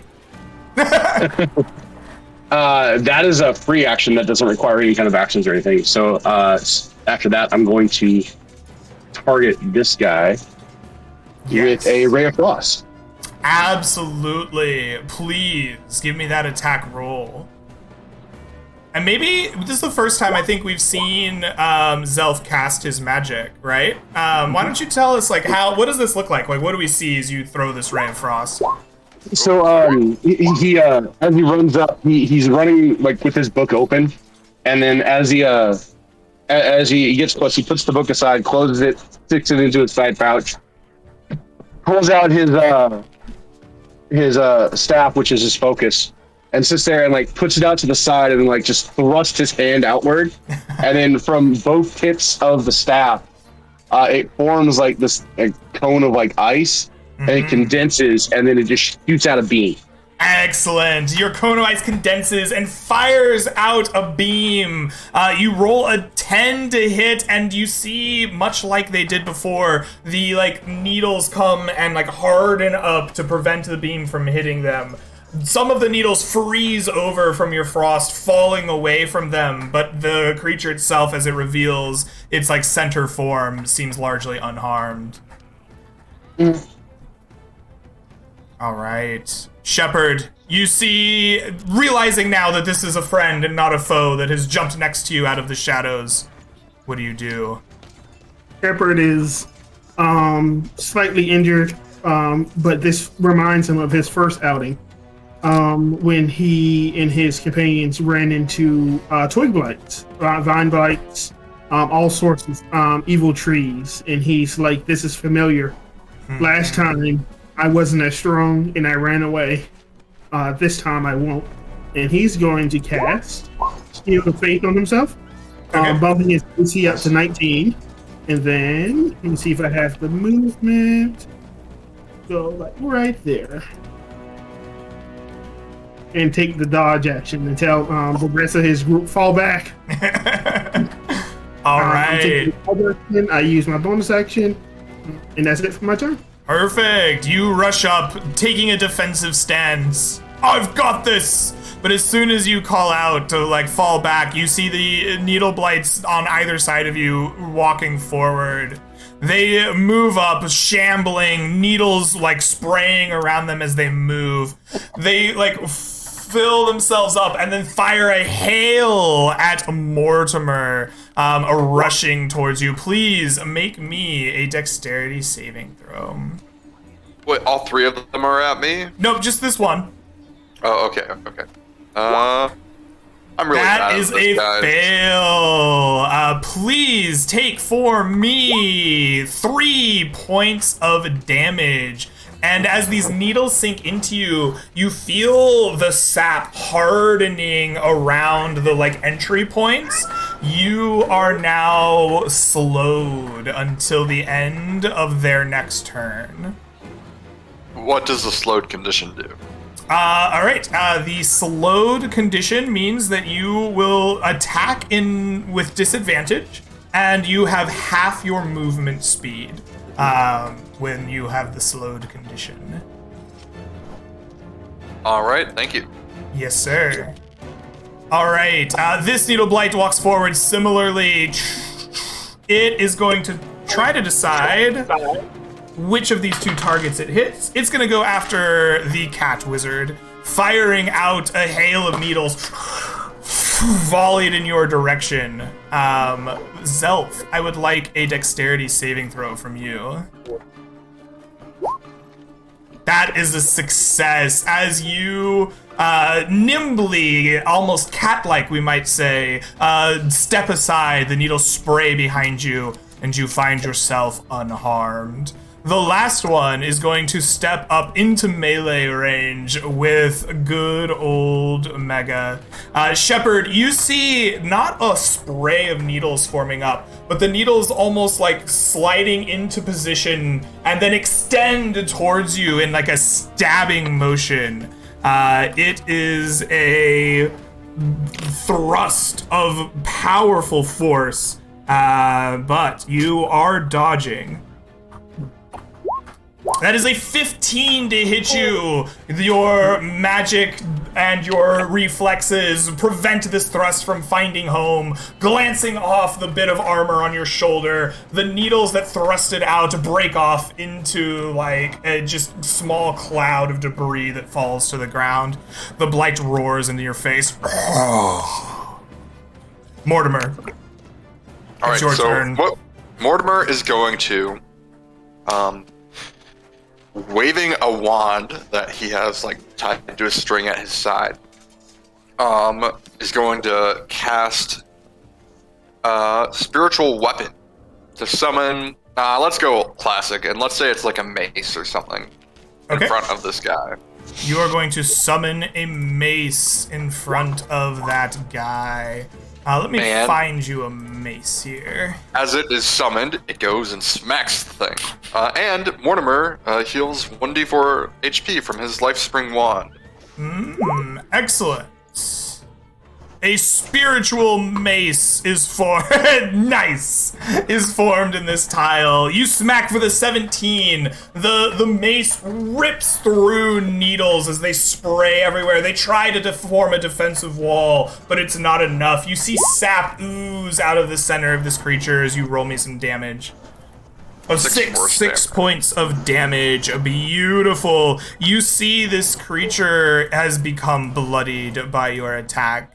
And yes, as the Life Spring Wand was flicked to form your weapon, a healing warmth runs through your arms into your chest. It just knits your wounds back together. You feel so much stronger than you were. And then Mortimer is going to move up. And he is going to bringing out his quarterstaff. He's gonna try to bop the thing. Is it not an action to cast spiritual weapon? It is a bonus action, I believe. It's a bonus action, I believe, to hit with the bonus weapon. action. You can cast spiritual weapon as a bonus action, and as part of the casting, you can make an attack with it. Attacks. Perfect. Yep. All right. Excellent. Go ahead. You pull out your quarterstaff, feeling a little better about yourself, but then like slow down. Just things are moving in slow motion. You're like fighting against the sap. Go ahead and give me one more quarterstaff roll here. Even better, so 16. Yeah, the 16, you hit your quarterstaff running right through where the spiritual weapon was. For 7 points of bludgeoning damage, this creature falls back. You hear snapping and splintering as its like main core like breaks in half. As it does, all of the needles that were surrounding it just... Oh my goodness, what's happening to my mic? Is that even my mic? That's Leoko. Oh, okay. So sorry, my fault. As the thing breaks, all of the needles around it explode outward in a radius. I need you to make me a dexterity saving throw. Get me with these dexterity saving throws, man. That is a fail. Please take for me 14 points of piercing damage, and you are poisoned, or you are slowed until the end of your next turn once more.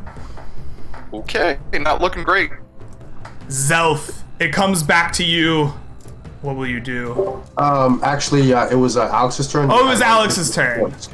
Okay. Yeah, you're right. I moved it too early. Alex, you move first. What do you do?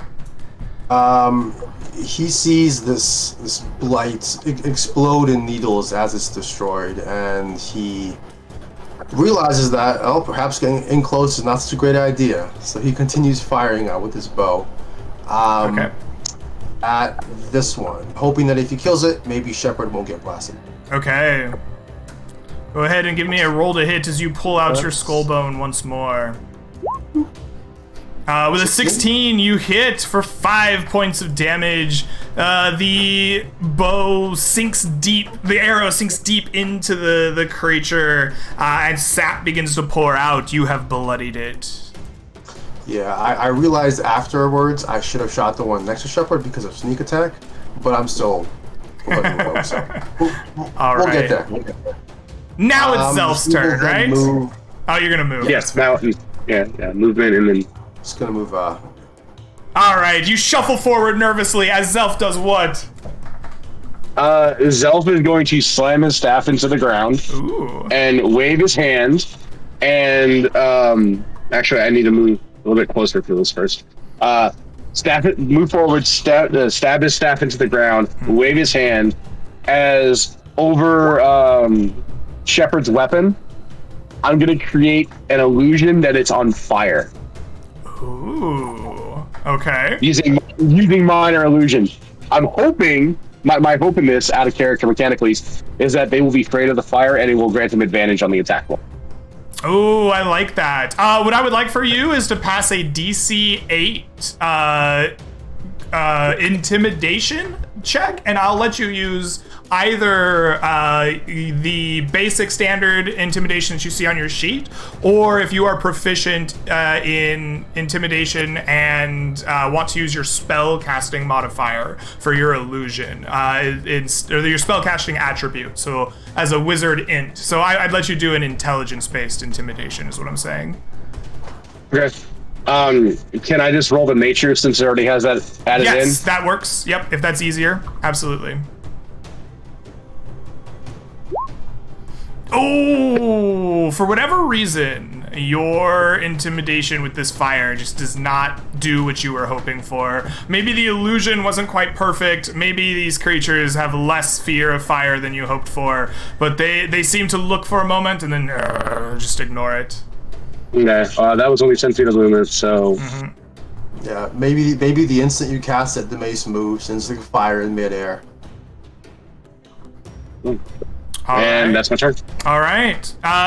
Shepard, you're dodging, ducking, diving, and weaving in front of this thing. What do you do?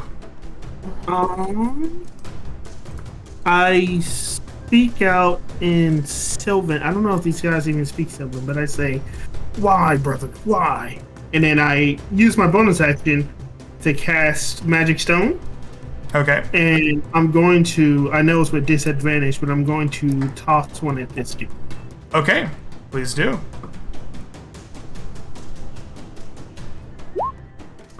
Mm, 16, yes! Your magic stone arcs through the air, crushing through the needle defense. This thing dies on the spot. In a cracking explosion, needles fly in all directions, and it lays dead as a doornail in front of you. I juggle the other two in my hand, and I look at the one in front of me and say, "Stand down." In Sylvan. This creature whispers out to you in a crackling voice full of needle, like a trespasser. And then it tries to stab you again. No! But this time, you're not dodging. It doesn't say interlopers, it definitely says trespassers. It says trespassers. Well, it says trespasser specifically to him. You will get struck at with an 8. Oh, the needle tries to puncture you. It fails. And it's a sad little wood thing. Mortimer, is your turn. What will you do?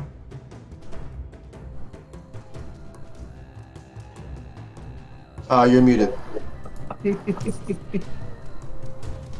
There we go, apologies.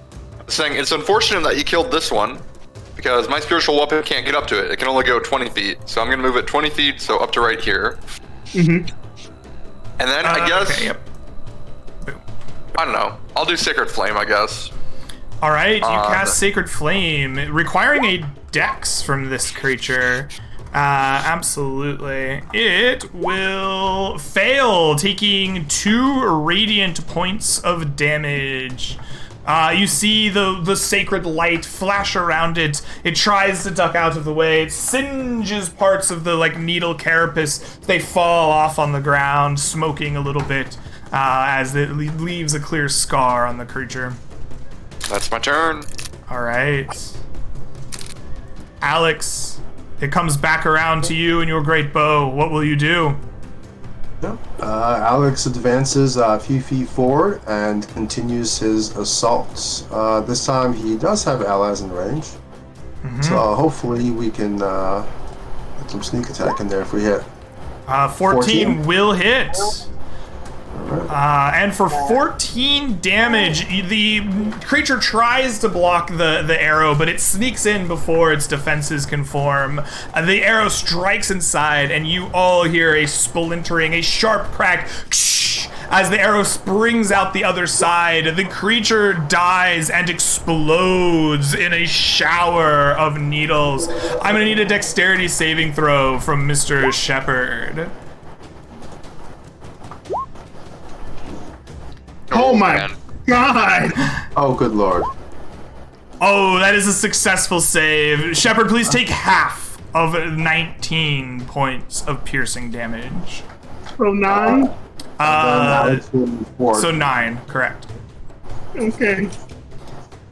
With that, the forest lies silent. The rest of you pick up the wounded party members. Those of you who are slowed by the sap eventually work your limbs free. You get a range of motion that's satisfying once more, and you return to the silent forest, with looking around for more threats, but none come. I think I'm gonna use my healer's kit on myself and Shepard. I use mine on myself. Don't worry about it. Okay, well, I could use yours as well, so... You want me to use the charge on you? I have a question. So, if two different people have the healer ability, and they're using two different healer's kit, can it be applied to the same person twice? No.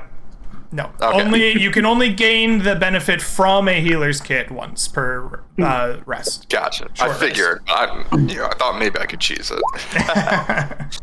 Alright, so I'll do that, and...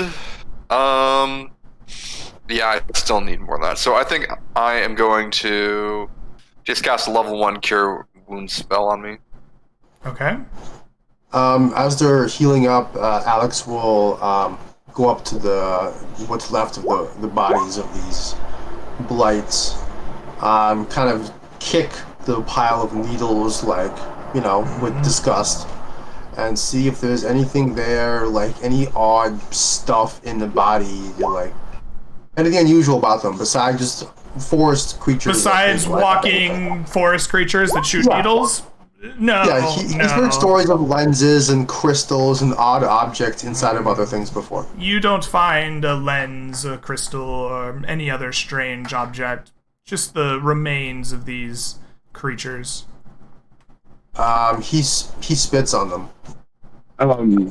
After he's done, Zelf would like to go up to one of them and try to harvest its heart.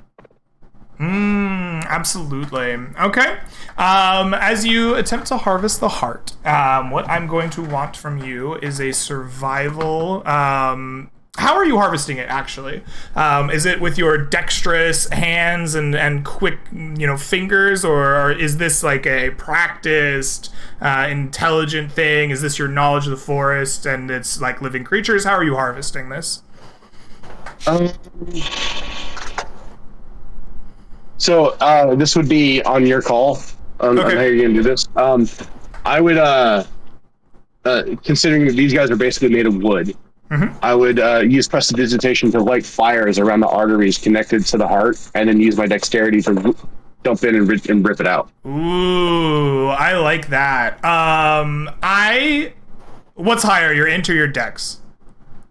My int. Let's go with they both have the same modifier, so. Okay, yeah, survival int. Let's go. Survival with int, so I'm just gonna roll nature, if that's okay. Okay, perfect. That's a 9. I think what Eventually. eventually, I think what ends up happening is the fires that you light around its arteries just singe too much of the heart, and what you get out is just like not a usable thing for you anymore. Well, gentlemen, do you think we should take a night's rest before we try to go into a cave? If you want to. I think we should not be sleeping out here. Apparently, Alright. we're trespassers in this forest, so if we want to take a night's rest, we need to go back to town. I would agree. It does seem we are welcome here. The less time we spend, the better. I don't think we're too badly injured from that fight. He says, looking over at Shepard and Mortimer No, after they pack I themselves up. am fine. I am fine. It is simply a matter of spell casting. That is all. My abilities are yes. limited, but it is all right. If we can continue, we can continue. Do you fear for safety and not being able to make it through the night? That is another question. I think it's more an issue of whatever we find in the cave might be more dangerous than what we found out here. Well, Zelf can protect an area where we can be awakened if something comes near. I think if we're going to take a rest, we should go back to town. That seems wise. Town's not that far off, so if we are really concerned about... I leave it up to you. I leave it up to you, gentlemen. I can go on. I'm healthy. I'm well. Vote for rest. Alex sees some hesitancy among his companions, so he will vote for returning and resting. All right. Can we do just a quick? We return, rest, and come back. You can't, because as you leave the forest, returning the way you came, night falls. The stars come out.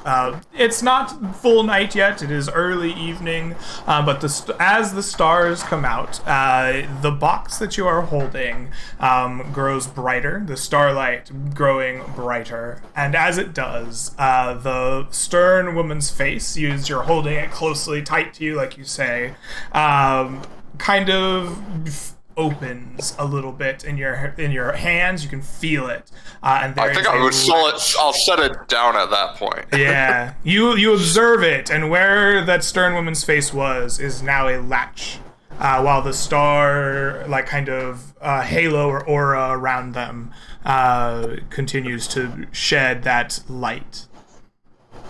Well, this was unexpected, but also it makes sense to some degree. Do we open the box, gentlemen? Alex nods. Okay, maybe can you like flick it open with your chameleon tail while we all hide behind a rock? I have a pole. Probably not. It's stone and it's a chameleon. Okay, you know what? I don't know what's in there, but apparently it was something important. Yeah. Alex motions for the others to stand back, and he pulls out his 10-foot pole, stands 10 and a half feet away, and does his best to pop the latch.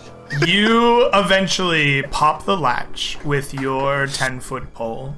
The stone box swings open on a hinge, gliding easily, no squeaking, no oil, as smooth as possible. You look inside of this box, and there is an ethereal space. And you look down through the ethereal space into a small, kind of just simple room. Upon which there is a single gauntleted, almost looking arm. It is entirely made of black, and it comes up to what would be your shoulder before stopping. The hand of the gauntlet is wrapped around a long blade, also black. That is just resting almost on a plinth or a table in this empty space inside of the box. Every ounce of me wants to jump in there, but I'm resisting. Well, that's not ominous, not at all, now is it? I guess I'll use my last spell slot now that it's open to try to cast Detect Good and Evil again. Okay. You cast Detect Good and Evil. The box once again radiates consecrated object, and the item that you are looking at inside is consecrated. Oh, gentlemen, this is something holy, not evil. This might actually be a good find. Do you see the gauntlet consecrated or the sword consecrated? It all reads as one thing to him. Oh man, Shepard was a pirate. He sees loot. Alex, perhaps you should jump in and pick it up. Honestly, that's all the encouragement he needed. He was already like, "Somebody, please stop me! Please stop me!" But don't. And he says, "All right."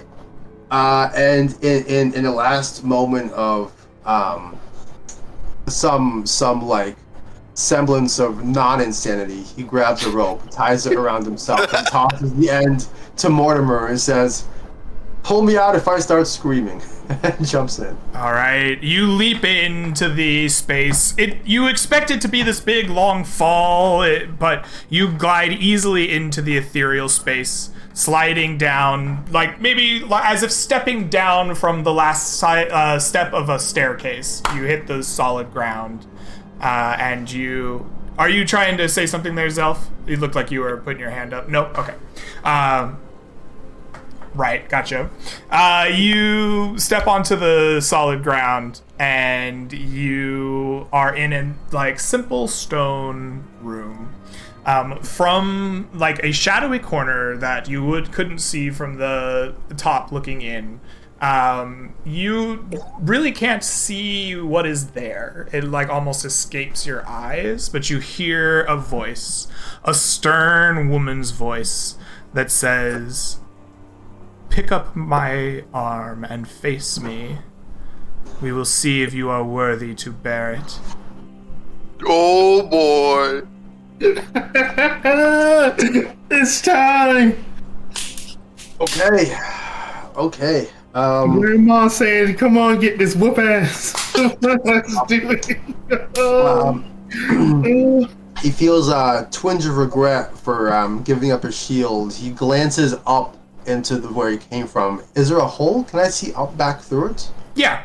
Much like you saw looking down through the ethereal space, you look up and you see Shepard and Mortimer looking down at you, one holding a rope. Yeah, the little Scooby-Doo face in the doorway, everyone like looking into the portal. Mm-hmm. I'll toss him down the shield. I do my best to catch it as I set my bow down on the ground. I try to flex a little bit, put the shield on, do a little maneuver with it, fix my eyes upon the DO on the shield, and swallow hard. All right. Pull out the long sword given to me by Mortimer. Okay. No, I think it had it. Like, didn't the gauntlet have a long sword? Yeah, and then I glance at the gauntlet and realize I'm gonna have to use when that. I said a long sword, I do not mean a mechanical long sword. What I meant was a long blade. Oh, like a great sword? Like Sephiroth's Muramasa. Yes, exactly. Like a very like a you know the katanas that were meant for cutting horse heads in half? Yeah. Like the big ones? Like that type of blade. Yes, a naginata. Seeing that, Alex will set down his own sword and get his hand ready to prepare for the gauntlet. He will look up, through the hole in the thing and do like a, to his friends. All right, you pick up the gauntlet. You find it is hollow. Oh, you put your hand. All right, you just put your hand in. Stick my. As soon as you put your hand in, you feel the gauntlet like crunch down onto your arm, like forming a like perfect bond, and you feel rending pain in your shoulder as it slices your arm off at the shoulder. All of your arm arm below the shoulder begins to like get turned into blood, and it leaks out the gauntlets around you as you feel the arm fuse with your shoulder. Please, what is your hit die? You're a rogue, so you're a D6. Holy fuck. Please roll me 2d6. He's a multi-class fighter, though. Yeah. Oh, you're a multi-class fighter. Rogue and D10 as a fighter. Can I roll one of each? Sure, roll me one of each. That seems fair. Yeah, as this happens, Alex like drops to his knees, the blood just pouring out of the gauntlet, like breathing heavily, trying to like compose himself and wrap his own like mentally like willing his limbs and sinew to like work with this thing that's taken his arm. As we. All right, so you have an 8. Please permanently reduce your maximum hit points by 8. By 8. By 8. Okay, The highest got it. of the 2 dice. Got it. As you do this, you feel a sensation rush through your arm, and you are like trying to will this gauntlet to work. You raise the sword up, and you feel it as the gauntlet, this black armored thing, as part of your own body. As soon as the pain clears for a moment, you get control. A figure rushes from the darkness. A woman with long red hair, scraggly and unkempt. A single arm, like, lost on one side of her body. A similar blade to yours, lashing out. And she commences this duel with you. In this first round, please roll me initiative. Ooh, okay. Well, here we go. I don't think we're going to complete our mission today, boys. She goes first. Leaping from the shadows, her blade wicks out towards you in a like range you didn't expect. It slashes for an 11. It does not hit you, I do not believe. She pauses, slides on her feet, preparing to strike again, but then just kind of lowers her blade down in a motion. It is your turn. What do you do? Let me check one thing, see if this is a bonus action. Okay. I had 14 hit points. I went down to 10 maximum, so I'm at 10 out of 10. So healing is not an option at the moment. Okay. For better or for worse. So he blocks the sword with his shield, and does his best to fight off against her. He's trying to will the sword arm to do what it does best, to sword. All right. Yep. For now, you are currently unproficient with it. You will attack with strength. Perfect. Am I under the cursed condition, perhaps? You absolutely have a condition. Your pendant of penance will activate. You see this pendant that you wear flare with a deep crimson light, and it infuses your body with like additional strength. You can feel it welling up inside of you. And he does his best to swing out against this lady, trying to sidestep to get a better angle. Absolutely. He's got the shield in one hand, so we'll do a one-hand longsword. Bloop. No proficiency. No proficiency. So we'll take off 2, so 13. 13. You slash out with your sword, and she lithely bats it aside, and in an instant riposts with a 21. Does that hit you? That will hit. All right. Please take for me. Oops. 3 points of damage as she expertly nicks you on like the side of your like healthy arm, and she says 1. As she says that, Alex will use a bonus action to activate Second Wind. Okay. Uh,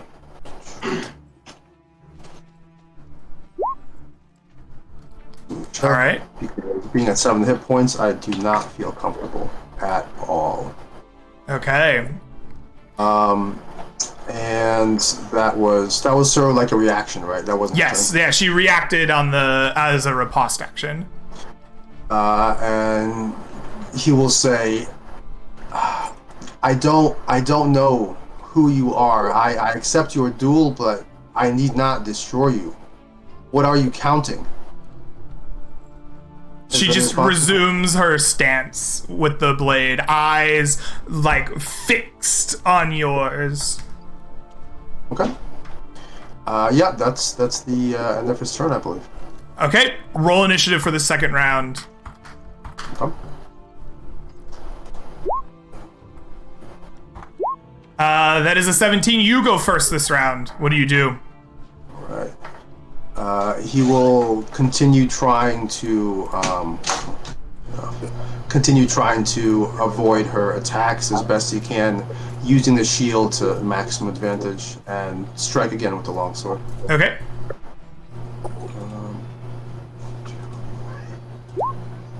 That is a 13. Still without proficiency. Without so proficiency this time. 11. Okay, 11. Yeah. This you swing out, and you are going to nick her unarmored flesh, dealing 9 points of damage. She hisses out 2. When she takes that damage, she takes 3 more. And she takes 3 more. Excellent. Beautiful. 2. All right. Let me see. Okay. I will glance around. Is there anything else in the room that is in the room that's worth noting? It is Besides the plain and pedestal? unadorned. Okay. I'll just maneuver myself closer to the viewing hole to give my allies a better angle. Okay. That was my turn, I believe, right? That was my turn. Okay, perfect. It becomes her turn. She rushes forward, closing the gap expertly, and attacking with a 12. I don't believe that will hit you. Nope. All right. She then hunkers down once more in that defensive posture and ends the round. Go ahead and roll initiative for round 3. Alrighty. Oof. Oh, she goes first, jumping around you in a flurry of blows. She attacks once with a 25 and a second time with a 22. Both will hit. Each time she strikes you, she will do 1 point of damage, nicking you in the same place above your arm. She hisses out 2 total? 2 total, yes. She hisses out 3. Now we play for real. But she was Your doing turn. it 1 Mississippi, 2 Mississippi. Okay. When she took that damage, and as I've been fighting her, does she look like has minor cut? Does she look like ethereal? Oh, you like slashed the hell Leoko? out of her. Yeah. You did some damage. Yeah. She is not bloodied, but only by a technicality. Fair enough. He will.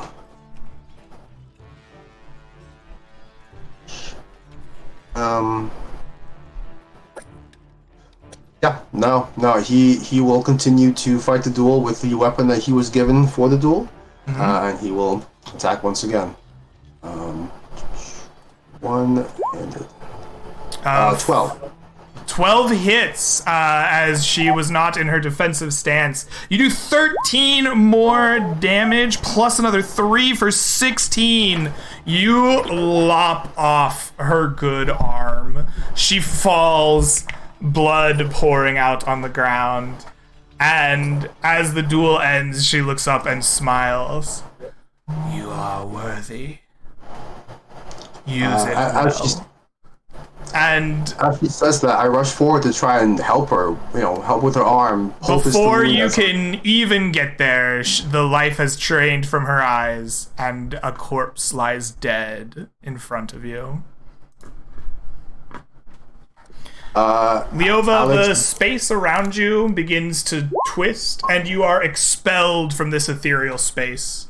It stops existing. The rest of you see Alex just get discharged from this space, a gauntleted black arm in place of what he had before, holding a long blade, thin and slender. And inside, the box is just an empty stone box. Yeah, the side of his clothes is all covered in blood, and he just like lays there and crumpled on the ground, like breathing heavily. And do you need help? I'm all right. Is she okay? He says, motioning back towards the space where he was. We didn't see anybody. So Did we nothing. see her? I guess as when Alex moved back to try to get you the best view he could, you would have probably seen this fight if you were looking down into it. Yeah. All right. She's gone. We don't know. You killed her, man. She attacked me first. She challenged me to a duel.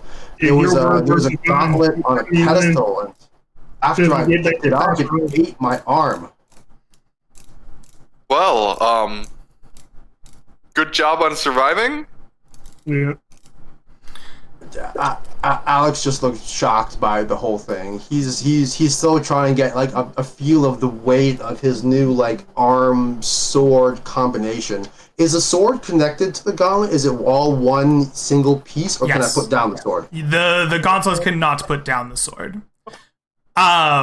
So as the stars come out in their fullest, your mind, Alex, is filled with the knowledge of your relic.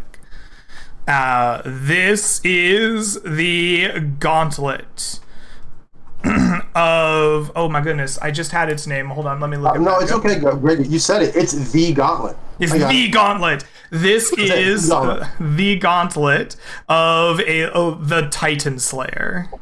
What? Whoa. While found worthy, and you wear the gauntlet, you gain proficiency with the gauntlet.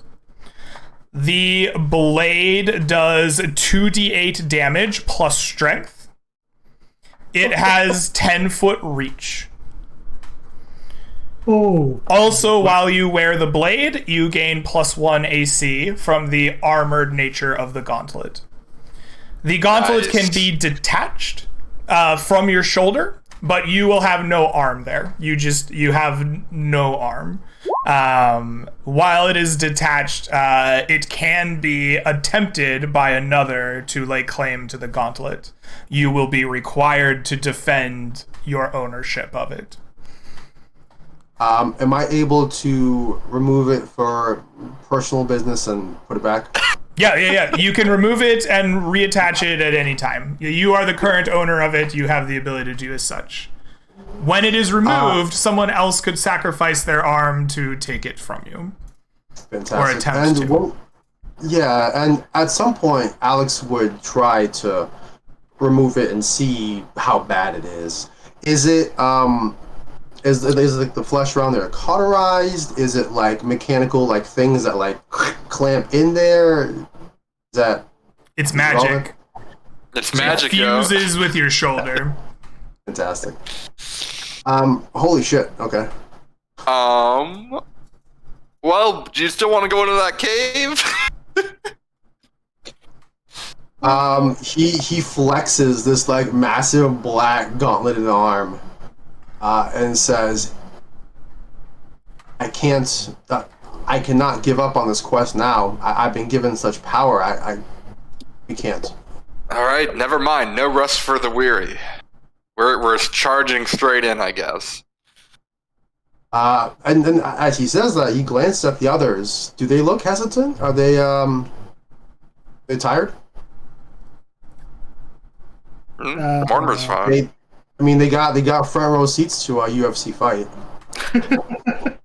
I think more shocked than anything else, but I'm also worried about Mort's spell slots. But if he says I'm not. Yeah, you know what? It's fine. I only need one level 2 spell slot. That's fine. Yeah. All right. It sounds like the party turns around after this ordeal and heads straight back to the forest once more. Yeah. I definitely want to take a short rest, both mechanically and thematically, as he's trying to get a hold of himself. That's cool with the party. Sure, I don't see any reason. All right, you spend 10 minutes eating some rations, drinking some water, binding wounds if you have them.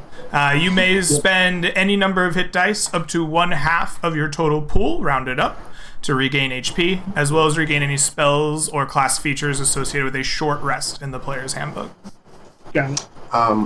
And does the maximum hit point reduction go after a long rest, I assume? Maybe? From the arm? Well, the what? I'm sorry. The hit point reduction from the loss of the arm. No, is that is permanent. Full permanent. Full permanent. Got it. Yeah. But no, yeah, then I'll definitely hit dice up to go back to 10 out of 10. Yeah, you're going to want to use that shield from now. Yeah, he looks back at Mortimer and says, take it. Well, it seems fate has, blessed, cursed, not sure of the word, but put this sword on me. We're a little like... Actually, hold on. on. Let me double check. I think somebody might have changed the time of Bradley's game slightly. Okay, if we have a time restriction, we can head back. There's no need to push it. But either way, Alex would ask Mortimer to hold on to the shield since he's now stuck as a fighter. Oh, okay. You don't... Yeah, game time for Bradley's game has changed to 8, so we can go a little bit longer than I was worried we were running close to the edge here. We're fine. Oh, wonderful. So you guys rest up. Have yourselves some thought processes about exchanging magic items. Can we do a long rest in that case? Because I thought we had to go right back. You want a long rest in the plains out here? That's fine. Yeah. The stars come out. You make camp for the night. You rest up. Yes, Zelf. Just in case, I'll ritual cast alarm around our campsite. Wonderful.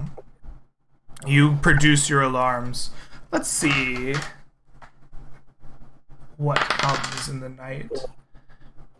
Nothing. Your night goes by peacefully as you sleep off your strange adventures of the day before.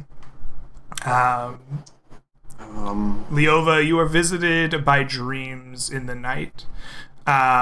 You see images of a red-haired woman wielding a black gauntleted arm and blade in large pitched battles, cleaving through enemies dozens at a time. It's almost like you're reliving memories that you now share. And you awake in the morning. You are refreshed. But they still hang in your head. Do I see it first person, like through her eyes? Yes. Okay. Yeah. Alex goes with it. He lets the visions and the dreams take him. Tries to absorb the combat, the battle, the fighting. Tries to do right by the gauntlet. Do I hear any one call out to this person, call her by a name, say for a name of a god, anything like that? Okay. All right. With that, the party is refreshed. You have spent a night in the mist. You may spend any number of hit dice left in your pool. You may regain any spells or class features associated with a long rest, and you will recover 1/2 of your hit dice rounded up to be used in the next day. Awesome. Morning All right. comes. Do you head back into the forest immediately? Now we're going into that cave. Zelf, you seem distressed. Do you have a different plan? Oh, No, it's fine. Let's go. All right. Yeah. Excellent. Before we walked into the forest, Are you guys gonna use light to get in the forest? before we walked into the forest, I just wanted to cast Goodberry, so everybody gets 2. That's a good idea. How many do we each get? 2. Okay. Alex will glance around at the party. Since he's now using a sword and shield primarily. Or actually, a question for you, Greg. Since the sword is attached to the gauntlet, can I still use a bow? No. Didn't think so. Can't hurt to ask. Didn't think so. Did you want the Phoenix Shield? Well, if I'm going to be using the sword, I might as well use a shield. Can you use a shield with a knife? Is it like a two-handed weapon or is it like a one? Like It probably would be a two-handed weapon, but in this gauntlet, it is wielded by it is one piece of magic equipment. All right. Well, I've got the Phoenix Shield if you want to have that back, or I've got my other shield, whichever you want. You're probably more likely to be. Let me rephrase that. The healer or the cleric should probably have the shield that heals. Yeah. Yeah, in case Let's I get do brought that. down. All right, Exactly. you can have my other I'll shield. take the regular shield. Yep. All right, sounds good. Sounds good. Excellent. Let's go. All right. Yeah. You To make your grandmother's way house through the darkened woods once more. This time, the box does not glow. It seems to just be an inert stone box if you carry it around. You enter into the dark, oppressive woods, making your way through them once more. Zelf, I believe, standing far away from the party and their torches that are lit. This time we've got our eyes out. We're like trying to like creep through the foliage or something, you know, like. Okay. And we're staring daggers at every branch and twig and vine we see. You stare daggers in this dark woods, marching your way through it. This time, the dice are kind to you. You find no encounters along the way. You march for what could be only 30, 40 minutes through the dark woods before your noses pick up that stench, that smell. You can smell where it's coming from. You follow your nose. Yeah, maybe not Zelf, who has the cloth technique on full display. But for those of you that need to smell it to make your way through the forest towards the cave, you press on. It is a disgusting mix of like filth and rot, and it permeates from a certain part of the forest. You go deeper and deeper into it, and as you do, the rustlings around you, which are few and far between, eliminate entirely. And eventually, the party finds a shallow, like, hole in the ground of the forest floor itself, and a small passageway that leads underground, narrow enough that it really could only be traversed one person at a time, sliding down on hands and knees into the darkness. But here you can tell the deep stench of that earth and rot is filling your nose to its fullest. Okay. Well, that's pleasant. Yeah. Can we, like, shine some light down in it? You can? Yeah. You take a torch and, hold it over the hole. Yeah. For the 30 or so feet, you see this slow, like, graded tunnel down. It is filled with a like mossy green, almost algae that grows on the muddy soil. Everything is wet and slick as it goes down there. Mr. Druid, can you like move the earth so we don't slide into a pit? Nope. All right. No. Well, who wants to be the first one in? Nose goes. What's up, Zelf? Hold on, guys. Zelf was holding his hand up. I think he's got something for you. Sorry. So you said it's like mothy and muddy and stuff? Yes. All right. I'm gonna try to cast Ray of Frost on the moss and the mud to kill off the moss and solidify it, and then we can move it away a little bit to see if that works. I like it. That's very clever. It does, indeed. You spend some time, like, thrusting your ray of cold frost on the ground. The moss dying, the, like, slick, wet mud solidifying to some amount. You definitely have a cold, like, frozen ground to, like, crawl along, but you're not slipping and sliding nearly as much as you would. You're cold kill frost. Be careful, though. I still slippery and icy. Good thinking. Yeah, we should perhaps should you send your lizard along ahead and he can take a look? Can it see in the darkness? Yeah, it is dark vision. All right. Yeah, I'll send the lizard down and I'll sit up against a tree and share my senses with it. All right. You crawl up into a tree. I'm gonna tell it to go down as far as about 100 feet and then start its way back up. Okay, absolutely. Your chameleon begins to crawl its way down this cavern. As it goes, it goes about 35, 40 feet until it hits an even kind of ground. It's no longer this graded slope. Still fairly narrow passageway. It continues further, and it seems there's like a hallway that branches in two directions. From one, the chameleon's eyes swivel, and it sees a group of dark, shadowy figures. They look too different from humans to be humanoid, but they walk on 2 feet.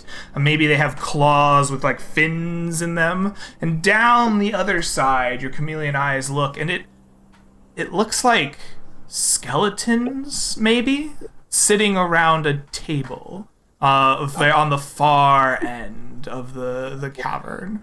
Everywhere on this kind of like flatter part of the cavern, there's this algae, slick and wet, a little bit of liquid. As your chameleon's paws sink into the mud, like water comes up around its legs, and you can feel the kind of like liquid around it, and this algae like moss that's growing green and blue gives a fluorescent kind of light to the bottom of this cave. Yeah, is the table with the skeletons, is that like semi close, or is it a little bit down the way, or? It is, let me see here, from where your chameleon would be.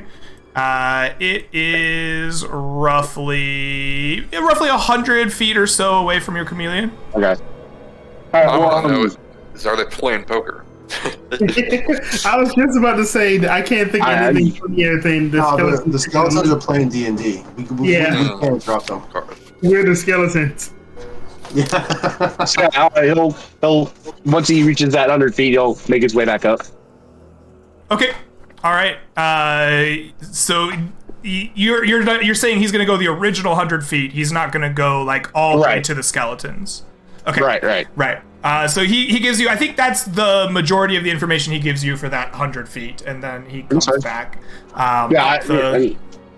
Because since I'm sharing his senses, I just see through his eyes. Mm-hmm. So I have his senses, I have his dark vision, I have his sight. Right.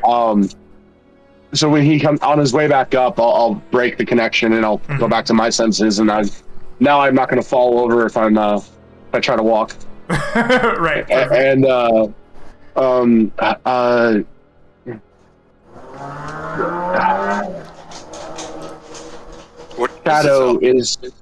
Shadow sees. a table with skeletons and creatures of the darkness underneath. The floor is like the way down, very slippery and wet. All right. Question for you, Greg. Yes. With my dark vision, wouldn't I have been able to see the floor anyways? Yes. You would be able to see the floor with your dark vision. I was just giving the description for basically everyone else, so you would have seen. Yeah.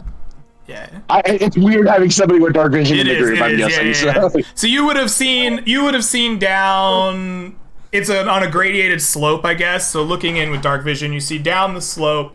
You would see it end 30, 40 feet and then like continue. I don't know if you would see like all the way to where the chameleon could see down either path, but you would have like seen that it ends at some point and maybe like a slight phosphorescence at the edge of it. Okay, so it, maybe some bioluminescence down there or something. Yes. Okay, yeah, I know. I'm sorry. It's okay. It's dark vision's a little weird, so I forget about it all the time too. So it's as much my fault as yours, or it's my fault, not yours. That's what I was trying to say. But yeah, he comes back up, and I relay the message. Okay. Perfect. Well, I think that the shadows are more worrying than the skeletons, perhaps. By his description, would they match, like, Sahagin that we encountered in the session with Cinder? Like, maybe. Fishy? Sounds like it. Maybe, so I'll let them know that it reminds me of the time that I battled Sahagin to reach a cursed door. Do you describe the Sahagin? Yeah, I described them. Were they intelligent creatures? These fish monsters? They seem to be, but they also seem to be compelled by some force, determined to fight to the death to protect what lay beyond.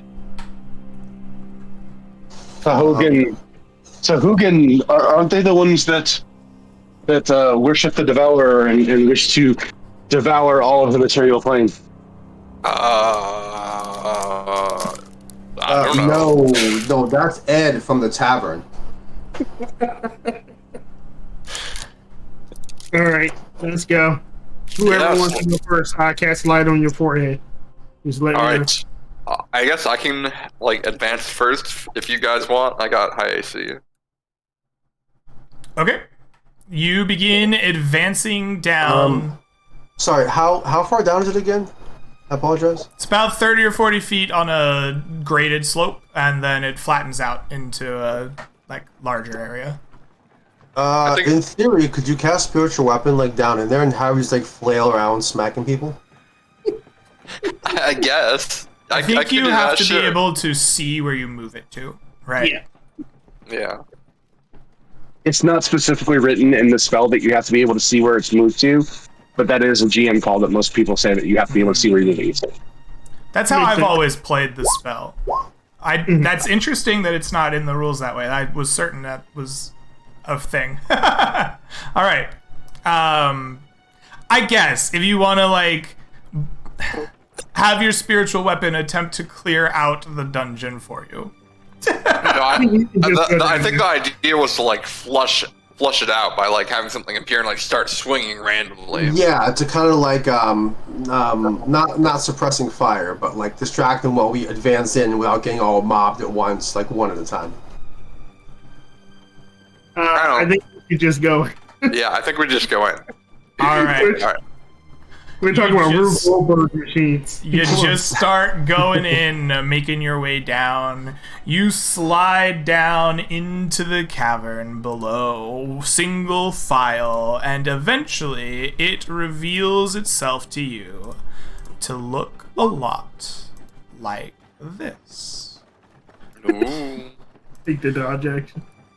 All right. This down here in the bottom left corner is where you come in. The sloping grade ends back here behind you, and in your single file line, you are in this first kind of flat, muddy, slick area with that bioluminescent kind of algae. The chameleon had walked down somewhere to about here, where he saw the two different branches. And with the bioluminescent moss, you can clearly see the skeletons up here.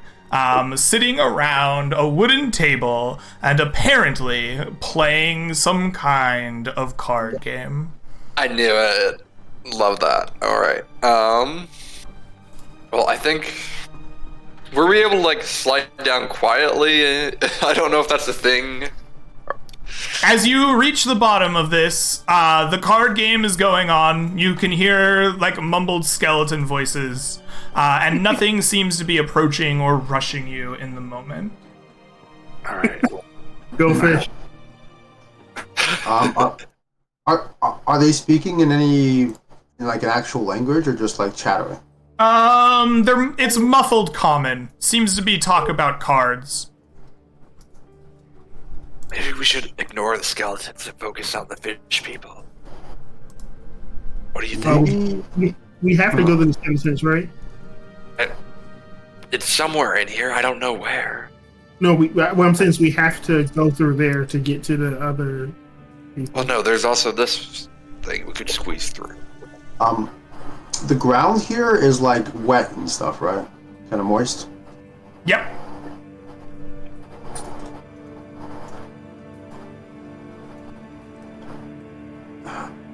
Are you... I didn't hear the rest of that. You asked if the ground was moist, and what happened That was there? it. Oh, okay. That was a question. I was just pondering whether or not to throw like some oil around, but if the ground's already moist, oil is maybe not super effective. Fire and all that. Yeah. I think it would be best to try to get them to try to attack us when we have, like, I don't know. Should we go play cards? Would you? Send them. Would you like Zelf to make destruction and diversion? No, That hold would be good. on. Send your chameleon a little farther. Maybe we can find out more what's going on, like deeper in the cave. If that's possible. I think Mortimer is gonna start trying to creep up. Can he like hear any better if he gets like here, or is it still muffled? Still muffled. You're like a long way away at that point, right? You're, you're almost 100 feet away still from that point. The way back is a relatively easy climb back up. Yeah. You guys solved that issue. You got the frozen moss thing going on. Right. Okay. Well, I think if we want to engage this, we should start taking shots at these Sahuagin, these lizard folk, these creatures from here, and force them to come to us, and just ignore the skeletons. Wait, but it seems like there's kind of a lot of them. We might be better off. Nah. Can we see over this? No, I don't think we can. So we gotta play like we don't know how many there are. If you go to where you are and look, you can see. Like this is a cave that's lit dimly by a bioluminescent algae. Like what are these people doing? Like they seem to be moving about, wallowing in the mud and the filth, eating things, like being lazy cave creatures. All right. Yeah, we know that there's this many of them, right? The chameleon saw all these. Do we see? Can I tell like what they are? Are they the Sahuagin? Zelf, what's up? I'm gonna move up to here, and with dark vision, with 60 feet of dark vision, I can kind of get an idea of what's going on through the cracks and stuff. Mm-hmm. All right, so 10, 20, 25, 30, 35, 40, 45, 50. My character has dark vision too, actually. 60. So right here, actually no wait, right here. Uh-huh. No wait, I can't see there. So like right here. Okay. I'm gonna cast minor illusion. Ooh, okay. What do you cast here? And it's actually going to be a sound. Okay. I'm gonna in the closest approximation I can to Sahugin's common, I'm going to be yell, "Intruders at the back!" Okay. You yell intruders at the back. As you do so, give me a deception check.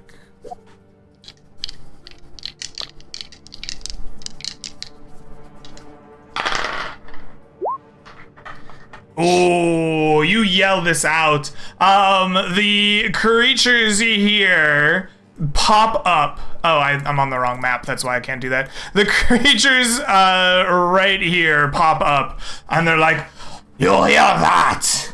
Fish people come back! Go kill them!" And they run off. These 5 here just like, ah! And they move somewhere into the back of the cave. Like swimming through the waters and the mud over here, and they disappear. Their numbers are lessened. Yep. Let's go. These ones like kind of come out and they're like, "What about fish people?" What did they say, Zelf? I'll cast it again and say the same thing. Okay, you cast it again. This time they're like paying attention and like looking around and being like, "Oh, I don't understand what's going on." And they're like, "Oh, magic! Magic! Skeletons attack us! Kill skeletons!" And they rush up over here and they begin a pitched battle with the skeletons. You guys hear, they're stopping the card game! Those bastards! And the skeletons and these things start fighting in like the most pitched battle they possibly can. Quick! They are all distracted for the moment. Zelf believes path is clear. Can we try to like make our way in here and try to look for the thing, the circlet? Yes. As you make your way in there, give me a perception check. All right. What is that? That's not a very good perception check. No, you look around, and what you do see is a statue underneath an arch with a hand outraised. The stonework looks different than the rest of the cave in here, as if it was remains from something long ago. And you do see an odd sphere, maybe of iron. It's like red, though, and definitely fractal. It's been cracked in a bunch of different ways. Well, does that look like anything? Maybe we give the sphere to the hand? Is the sphere setting atop of something? Is it held by anything? Is it part of a structure? It's underneath some rocks. There's like a rocky formation here. It's just kind of like hanging out in there. Let's try giving the sphere to the hand. Unless you have a better idea. Alex will move up to this sort of a gap. Is there anything unusual about this like inner chamber? No. I mean, it's got like mud and crap in there. There's bones from things that have been eaten, just hanging out. It looks like this has been the like lair or home of these people you are calling Sahagwin. Okay. And is this elevated, like significantly? Yes. Oh, it looks like Moji dropped here. Yeah, I got another thing I'm gonna do. Okay, Zelf, what are you gonna do? Now that I can see right here, I'm gonna cast Minor Illusion to make that wall look like it's completed. You're gonna make the wall here look like it's completed? Oh, right here. You're gonna make that look like it's completed. Okay. Make it look like they can't see through that wall because the illusion's there, and it lasts for an hour. Excellent. I like it. There's a wall here. Illusory wall. I dig it. I'm gonna try to go scramble up there and grab the orb. Like, I'm not gonna grab it with my bare hands. You're just gonna scramble up those rocks there? Okay, go ahead and give me an athletic strength check here to scramble up these rocks. I was about to say, or do you want the guy that has a climbing speed to do it? You could have the guy with the climbing speed to do it. Yeah, okay, I'll get the cat to do it. Never mind. The cat nimbly runs up and finds a large red iron sphere. It seems to have it seems to have been painted like this red, and it is cracked in like 1,000 different ways, like running through the outer iron portions of it. And before you can even like grab it, like you feel heat like radiating from the like cracks of this red orb. Okay, so I'm gonna grab my cloak and like pick it up with my cloak. Absolutely. You wrap your cloak together around your paws and pick it up. You still feel warmth through your cloak, but you manage to grab the red sphere. As you pick it up, the like rocks around it kind of fall away a bit, and you see inside there is a cask of like old looking like vases. It would be like those like stone vases, and they seem to have a liquid inside. It seems like this stone and the rocks around it had been like covering it up for some time. A good amount of dust and grime kind of settles over the lips of them. Carefully putting the orb down. I'll use prestidigitation to clean the dust and grime off of them to get a better look to see what they are. Absolutely. As you inspect these little vases, you see a like ruddy red liquid inside. You give it a nice sniff, and it's a little bit sulfurous. It reminds you of maybe like ash or places where you may have been that are volcanic. Is this a pasty texture, or is it a liquid? It is a liquid. Yeah, it is a liquid. Okay. We'll worry about that in a second. Okay. But we'll bring this down and be like, very careful, it's hot. And I'll hand it to Mortimer. Okay. And then I'll hurry back up and I'll try to grab one of the flasks, you said, right? And I'll try to grab one of those and take it down with me. Okay, as you scramble up to claim one of those flasks or vessels, you will notice that the pitched battle with the skeletons has ended as you have like the greater height above the rest of the party. The skeletons won decisively against such small numbers of these creatures. The three of them lie slain, while only one skeleton has fallen. One of the members is like, "All right, quick, go get the orb!" And the skeletons start moving this way, and they're like, "Wait, shit! They made a wall!" And you can start seeing all of this happening. As it happens, we need to hurry. We need hurry. All right, Mortimer is gonna try to like run around and put the orb on the hand. Okay, absolutely. You run all the way around here. And as you do, the skeletons look up, they're like, "Oh! He has the orb! The orb! Oh!" And then you place the orb in the hand. As you do, the orb makes the hand like click down like a lever. And the one that was like around its waist like opens up, and in its other hand hanging there is a diadem, a circlet with the stone that you are seeking on top of it. That's it, and he'll grab that then. Aha! You grab it.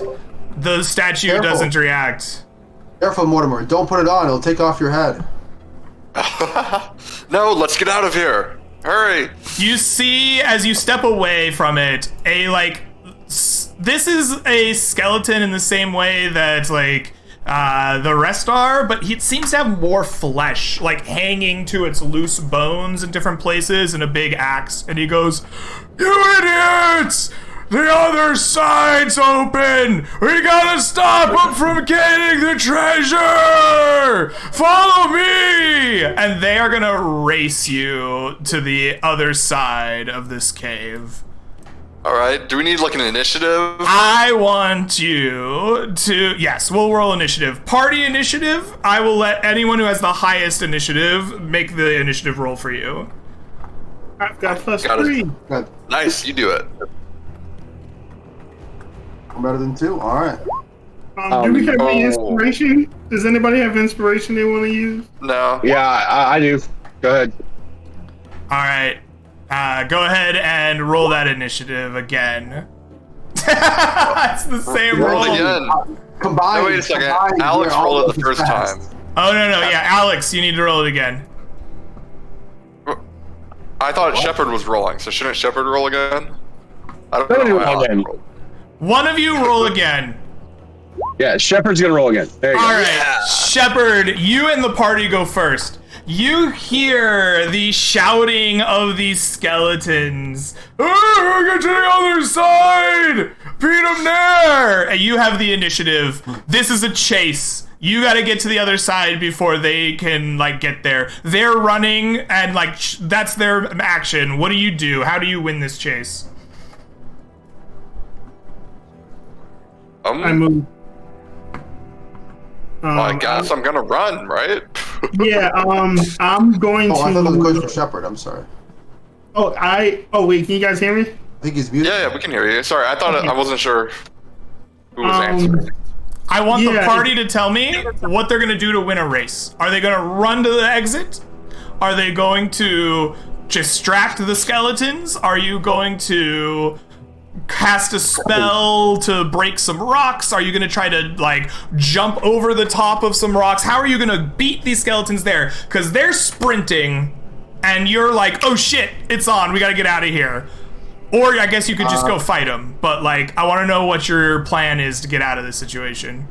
My plan was Alex to will wait. just kind of wait till they're about to get there, and then use the gauntlet as like a not like a tightrope, but more like a rope along the path that someone runs into, and like bloop, you know. You're gonna like clothesline them Clothesline, with yeah, your yeah, big that's- sword. Okay, so Yes. you want to scramble over the rocks and clothesline them. Absolutely. Alex, as you rush up here to try to clothesline them as they go through the gap, I want you to make me an athletic strength roll to beat them to the spot. All right. Does anyone have an inspiration they can pass along? Not. No. We are I good. think I already gave them mine, so. All right. All right. Hey. That's a 17. All right. 3 of the skeletons are going to get clotheslined by your gauntlet. The leader and 1 skeleton just got past you. Cut him off! These guys line up, like, and it's perfect. Your sword, your naginata, just clips them underneath the chin. Heads go rolling off underneath their poker table. The skeletons here have been eliminated from the chase. All right, what is everyone else doing? I'm just gonna hop down and run for it. You're running as fast as you can. Give me an athletic strength check for a burst of speed.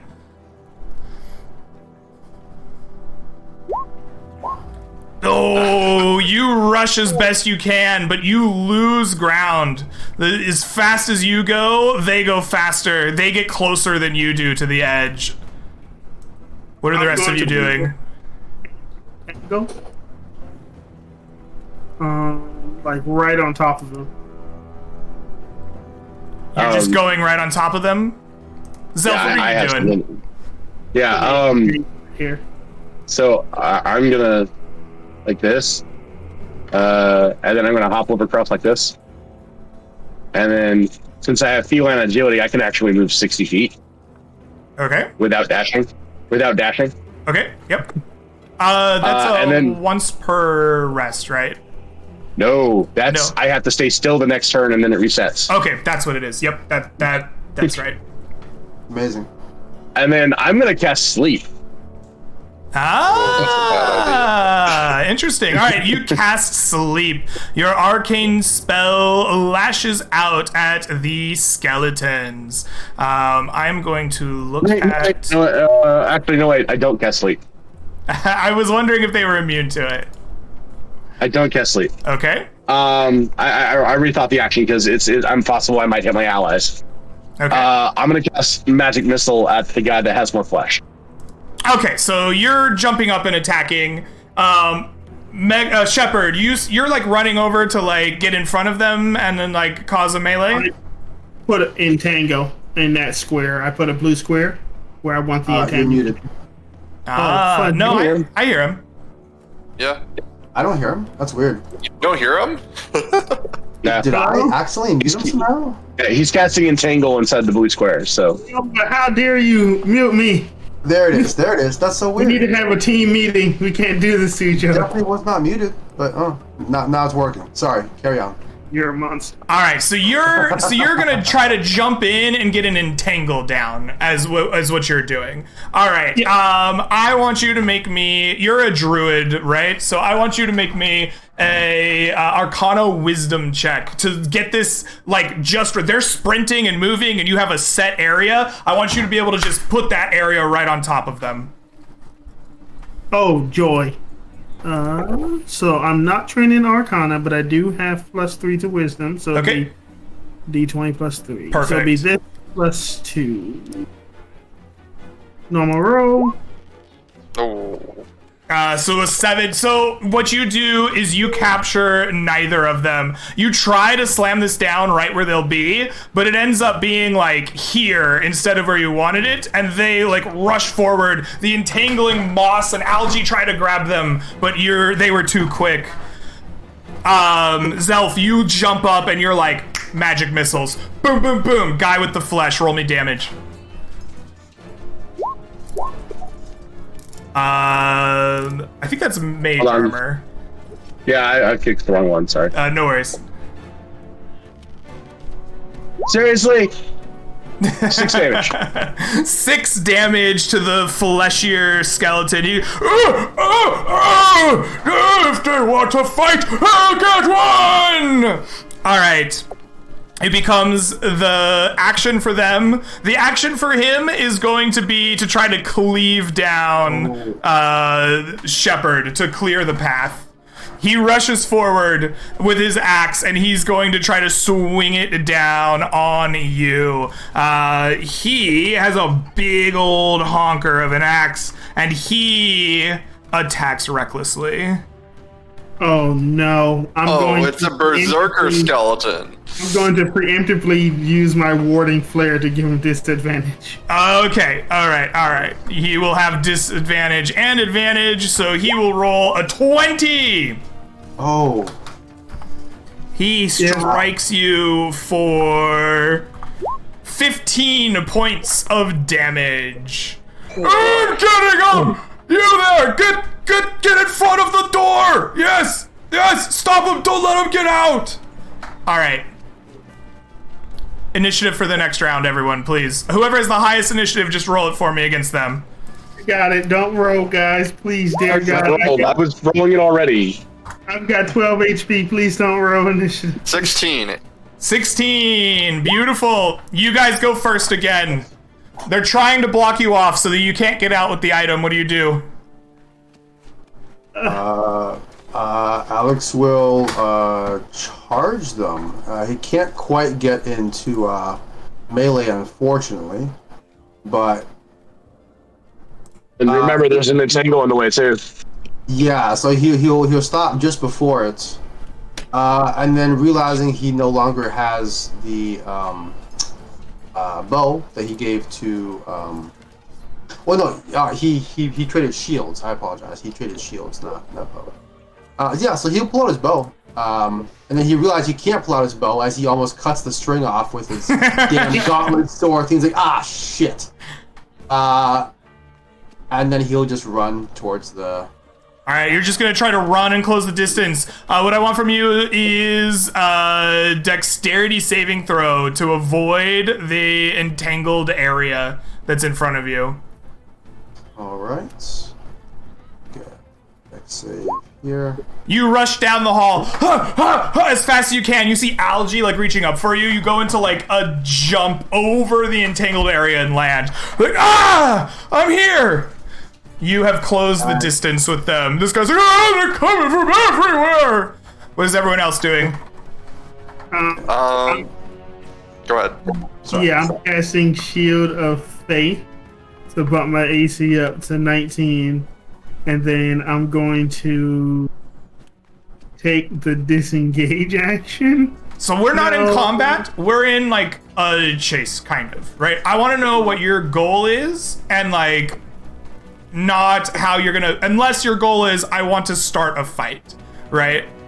Like, if your goal is fuck it, melee combat, then like let's do it. But like, you have an opportunity here to like run away and stop them from doing what they want to do. You know what? Do you guys want to start a fight? So I have a question about my action. Sure. So you said that when we were walking in here, that like our feet was sinking into the dirt and like into the mud and the frozen stuff? Yes. All right. I'm going to cast Ray of Frost at the ground to freeze the skeleton's feet in place. Beautiful. Give me an Arcana check to do it perfectly.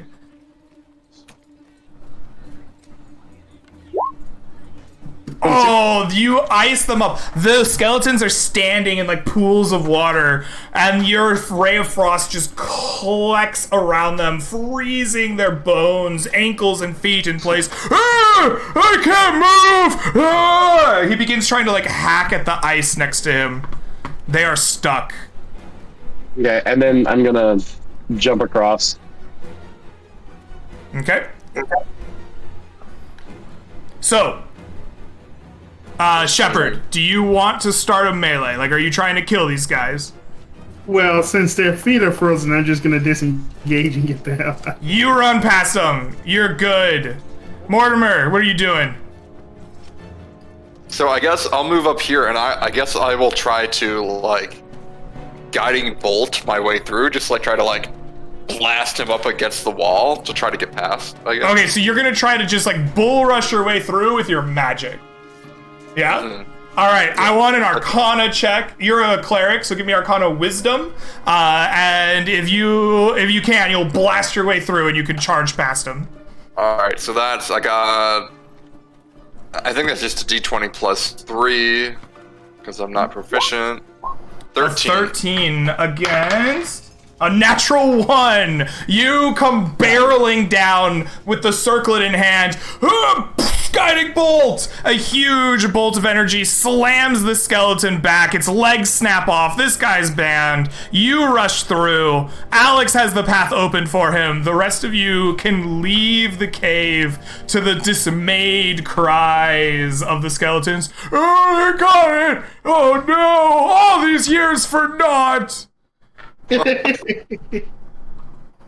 All right. You have made it out of the cave with circlet in hand. Once we get out of the cave, can we like seal it up, cover it, crash it down? Sure. What are you gonna cover it with? Is it like A soft nice mud on blanket. the outside? A nice blanket? Oh, I'm sorry. What were you asking? Is there something outside? Oh, is the cave itself like the outside? Is it relatively soft? Is it muddy? Is it like? Yeah, you're in a like a deep dark forest with like soft soil with like bushes and like things that grow in the undergrowth. There's not a lot of light here, so you get things like mushrooms and moss more than you get like full bushes. They're pretty rare. But the needles from above and all of the debris from the trees often falls and collects on the bottom of the forest floor.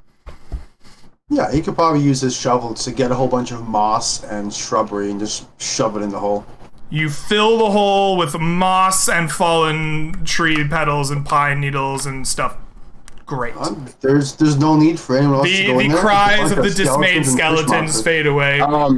So, in order to assist with this, I'm going to use prestidigitation to soil the area to make it to where like it sits there and like it's the smell gets worse because it's basically I'm just filling it with crap and like the crap is sticking together all the needles and and leaves and stuff that he's throwing down there. Every time he throws some more down there, I'm like making more glue for it. Oh no, they're actually troglodytes in disguise. Okay. Oh, they were troglodytes. Okay. All right, gotcha. Well, I think we're good to go, right? Like, let's get the hell out of this forest. It sucks. All right. Yeah. You begin making your way back out of the forest, diadem in hand. You march along through the gloom. I can't roll an encounter to save my life. Golly. Nice.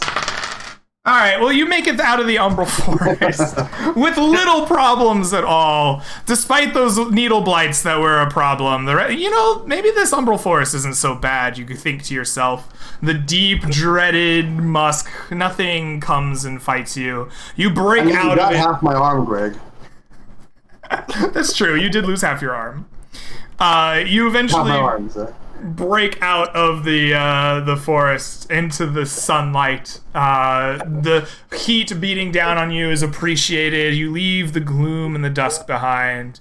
You have the circlet in hand, and I suppose are on your way to the knight and the squire in Crossroads. And when we get Question, there, guys. just use the gauntlet to cut the squire in half and problem solved, right? There we go. Easy peasy, done.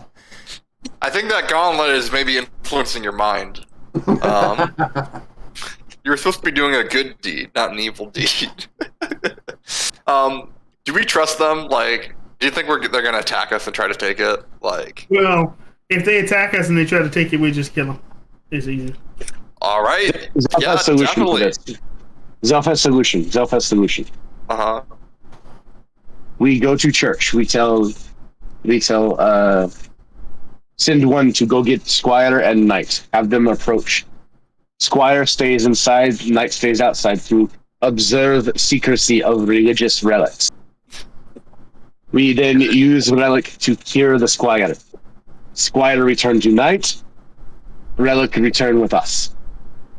All right. Okay. Sounds good. Good idea. Yeah, good idea. Let's so we'll go to the priest first, I guess. Yeah. All right, you return to town.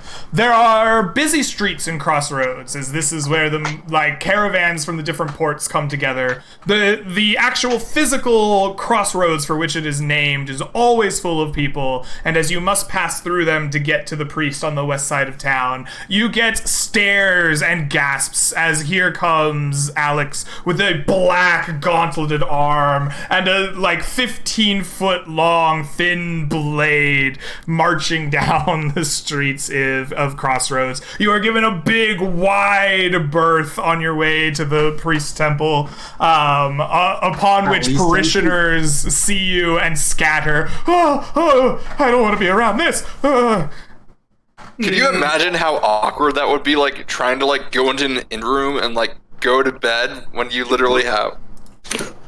Yeah, you turn around and you accidentally kill the whole common room. Oh no, it happened again. I had to get a bell and attach it to the end of the sword. Yeah. At least you can take it off, right? From your. Anyway, I don't so know yeah, if that's better, but yes. All right. is the priest there? He is indeed. He hears the ruckus and comes outside, eyes the big gauntlet, a little cautious, and recognizes. You have found the relic, and I hold up my gauntlet. He shakes his head I know that thing on your arm is not the Justice of Rin. No, this is. And I hold up the diadem. Oh, indeed! Lost so many years, you found it. Oh, come. We must put it in its rightful place. Come. Maybe you stay outside with the 15-foot sword. Yes. Come.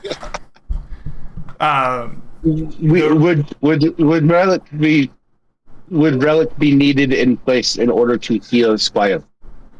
Oh, no. It is said to banish evil, you would but dawn the parapet.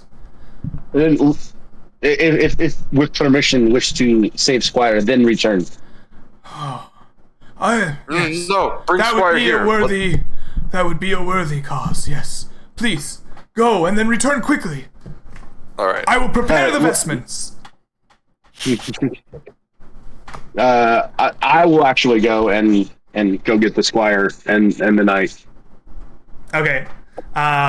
You go to get the squire and the knight. Are you trying to bring them to the church? The church, yes, to the church. Okay. We gotta have a big demonstration. I think the knight, like Sir Iowan, is like, we can't bring him out of the room through all those people. Like, what if it gets worse? What if he becomes dangerous? There's a reason we've kept him in here. You should bring the relic here. Self put to sleep. Okay. And I'll do the prestidigitation, ether, and put him back to sleep. Yeah, I mean, he failed his con save last time. It works again. You down he goes. And now we can take him over to the church. All right. All right. You take him over to the church. He just gets dangled over the shoulder of Iowan. Like, oh, I mean, technically, I can't carry him. no, she just picks him up. It's like, and you will show up to the church while everyone is kind of staring and gawking more and more at the black sword. When we get there, I'd like to stop the knight and be like, priest request secrecy for ritual. I take Squire. Okay. She hands and I'll take the Squire inside and you wait, not be long, and walk inside and with the Squire. She just like holds her head like, ugh, but like lets you walk off with the boy. All right. I think you arrive inside. The priest has like prepared a cloister of the church, and inside of it you can see like a statue to Rin in full arraignment and vestments of the church, and there's like sacramental offerings around it. He's like, it is prepared to go back. You've brought the boy here. I didn't understand. I thought you were healing him over there. Perfect. Did you try putting? Oh, it's who had the circlet? I've completely lost track of what I was doing. He'll put it on the boy. Yes, put it on the. Well, yeah. I mean, put it on him. I guess as long as he's wearing it, should be good. And then he'll like smack the boy a little bit, like, come on, sleepyhead, like. You give him some sleeping salt, smack him up a little bit. Yeah. I want to be tangled with the chameleon. You want to what with the chameleon? Do the tangle where the chameleon like stick his tongue in the ear to wake the guy up. Yes, that works 100%.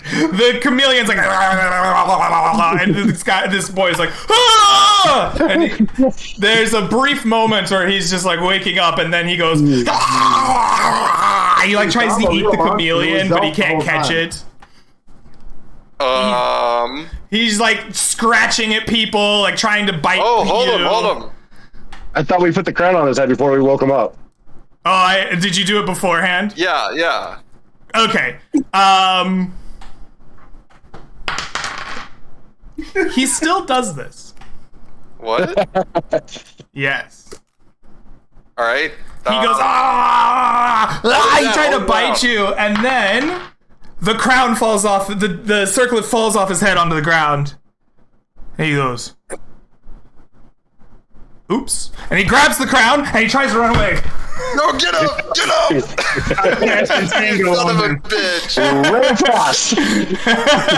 All right. I'm gonna assume you guys catch him. Who's closest? Who's gonna grab him? Who's the fastest? All right, initiative roll. Who's the fastest? Let's see. This guy is a first level thief. I've only got a 7. First But I level can't go 120 feet in one round, so... He goes at a 5, so... Mortimer, you're the first. Give me a grapple check here. Athletics, strength to grab this man. Ooh, he's got a chance. Okay, he's proficient in acrobatics because he's a thief. He succeeds. Oh. You go to grab him. He's like too slippery. He's like, I'm oiled up, baby. Woo! And he tries to run past you. Shepard, you're the next. You lunge at him. Grab him. Can I entangle him? Yes. Cast entanglement. I'm sick of these shenanigans. He makes a strength save, right? That is a success! Oh. Weeds rip up from underneath the floorboards of the church. The priest is like, no, not my floorboards. You know how expensive they are. The weeds rip up. They grab and grab. He rips his feet through. He's like, I'm getting away, suckers! He rushes past. All right. Okay. Alex, you're next up to try to grab this first level thief. He's gonna wish he got entangled because when Alex tries to grab him, he leads unknowingly with a gauntleted sword. All right, you run him through with the sword. If possible, I would be aiming for his arm that has the crown, hoping for karmic arm chopping action. Yes, absolutely. The first level thief dies, and you hear the knight burst through the door, and she's like, "Oh shit!" Covers blood, and she rushes off into the crowd as fast as she can go. Wow. I knew it. I was right. I knew I was right. Yeah. You all called me crazy. It's a little shady. Can we chase the knight? Is that a thing or is that not? You can chase her. She is a 7th level thief and she's fast as shit. No, you chase for a little bit, but she got a little bit of a head start on you and just gets out of town. Okay. They call me crazy. Yeah. No. No. I bet they totally killed that woman too. 100%. 1,000% they kill a shit out of that lady. Ugh. All right. Okay. Well, I guess we return to the priest and look kind of like, here's your Yeah, Alex kind of walks through town with his black gauntlet just dripping blood. Like everyone scatters. They're like, ah, demon! Yeah, Shepard feels pretty cool because he has a really cool new circlet that we just got. Are we gonna keep it? Are we not giving it back? Through the town. All right, I guess we don't give it back. I don't know. The priest is too stunned to care. You walk out with the circlet. He just is like, ah, I'm an old man. I should ask. Is it magical? Yes. Okay, so again, I'm gonna tap on the priest's shoulder, and I'm gonna point to the vestments and the thing that he did up. Yes. And I'm gonna minor illusion another beam of sunlight coming down. Like, look, your god approves. Oh. And then I'm gonna walk out the door. Oh, he believes you. Oh, he believes you. He's like, yes, it is a sign, a holy sign. Praise be to Ren, her great justice will bring us wealth. And he just like starts like worshiping the beam of light that you've illusioned. And then I'm gonna leave. Brilliant. All right. You have somehow resolved the mystery of the thieves trying to steal a holy relic. who were misinformed. You have conquered the cave. You have discovered the secrets of the box. This is a successful marches. Congratulations to you. You will return home to Rhymeview. I would give you chances to roll encounters and discoveries on the way, but I'm a little crunched for time. I got to be prepared for Bradley's game. So I am going to add up some experience points for all of you and some wealth. We'll talk about the items that you've discovered in the mist at the end of that. While I'm adding things up, I'm going to turn the floor over to all of you. If you'd like to give yourself a shout out, tell people where they can find you, what you're doing, anything that's on your mind. Floor is yours, y'all.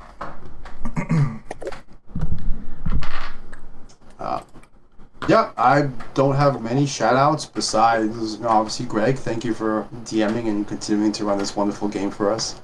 And thank you all for playing with me. To everyone watching, live your dreams. Jump into the magic portal. Stick your arm in the strange gauntlet. Yeah, for me, it's just, Greg, you're awesome. You're a great DM. Keep it up. We love it. Yeah. I look forward to playing with some of the people who are watching. We'll see what other strange mischief we can get up to.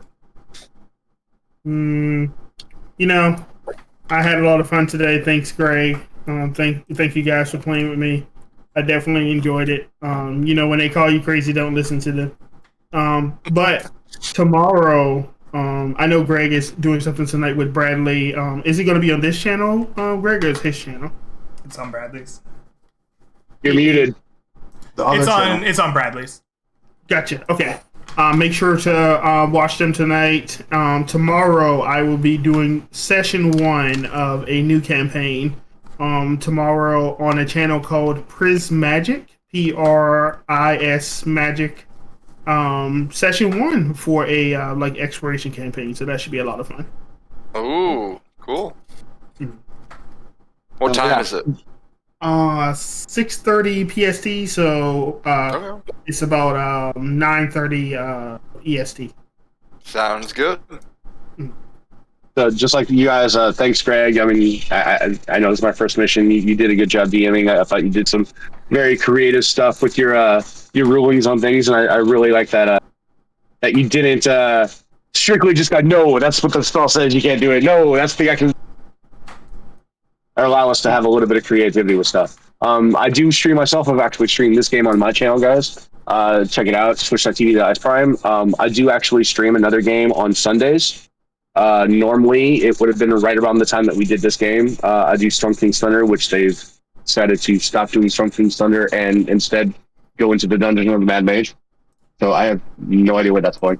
But I do stream other games throughout the week, so just keep check out. All right. Awesome. What's the name of your channel? Ice Prime. It's ICCE Prime. I gotcha. Alrighty.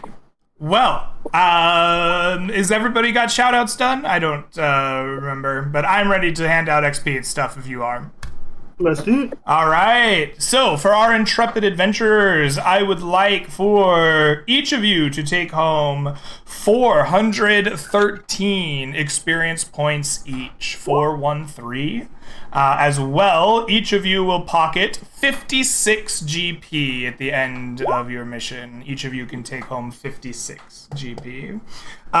In addition to experience and gold, you will each gain plus 10 reputation with the Conclave of the Faithful. You will each gain minus 3 reputation with the Midnight Consortium. Oh.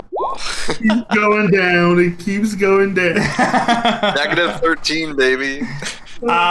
So the first thing I want to say, the Gauntlet of the Titan Slayer is technically a cursed item in some respects, in that it is permanent to the character that messed around with it.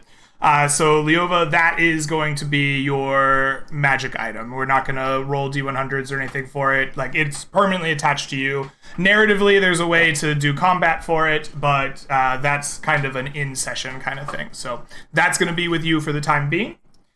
We did find another magic item. This is going to be the Circlet of Zeal. I will describe to you now what it does. The Circlet of Zeal is a worn item that requires attunement. It goes on your head. While you are wearing it, you gain +2 to your AC against undead creatures. When facing any undead, you gain +2 AC. And you will gain +1 to hit any undead creature. In addition, at all times while it is worn, anytime you crit with a weapon or a spell, the circlet will create a symbol of zeal beneath you. It is a 5 foot by 5 foot symbol on the ground. It radiates a celestial magic, radiant magic. While standing inside of that seal, your crit range will be increased to 17 to 20. The seal will remain on the ground until the end of your next turn. This can be repeated as many times as you crit. Every time you crit while wearing it, it has the symbol of zeal. And that is the magic circlet. Who would like to lay claim to said circlet? Definitely. Yeah, I'll roll for that. Okay. Looks like we have Shepard and Mortimer. Zelf, interested at all? While it would be cool, I don't think I would get the best use out of it. Cool. All right. Well, it looks like we have the two of you guys. So Mortimer and Shepard, I would like D100s. Highest will take the item. You got it, Shepard. Shepard. Shepard, you have the Circlet of Zeal. The final thing that we found. Yes? I was just about to say, I got that Mark of Death, so I can do some crazy damage now. Yes, you can.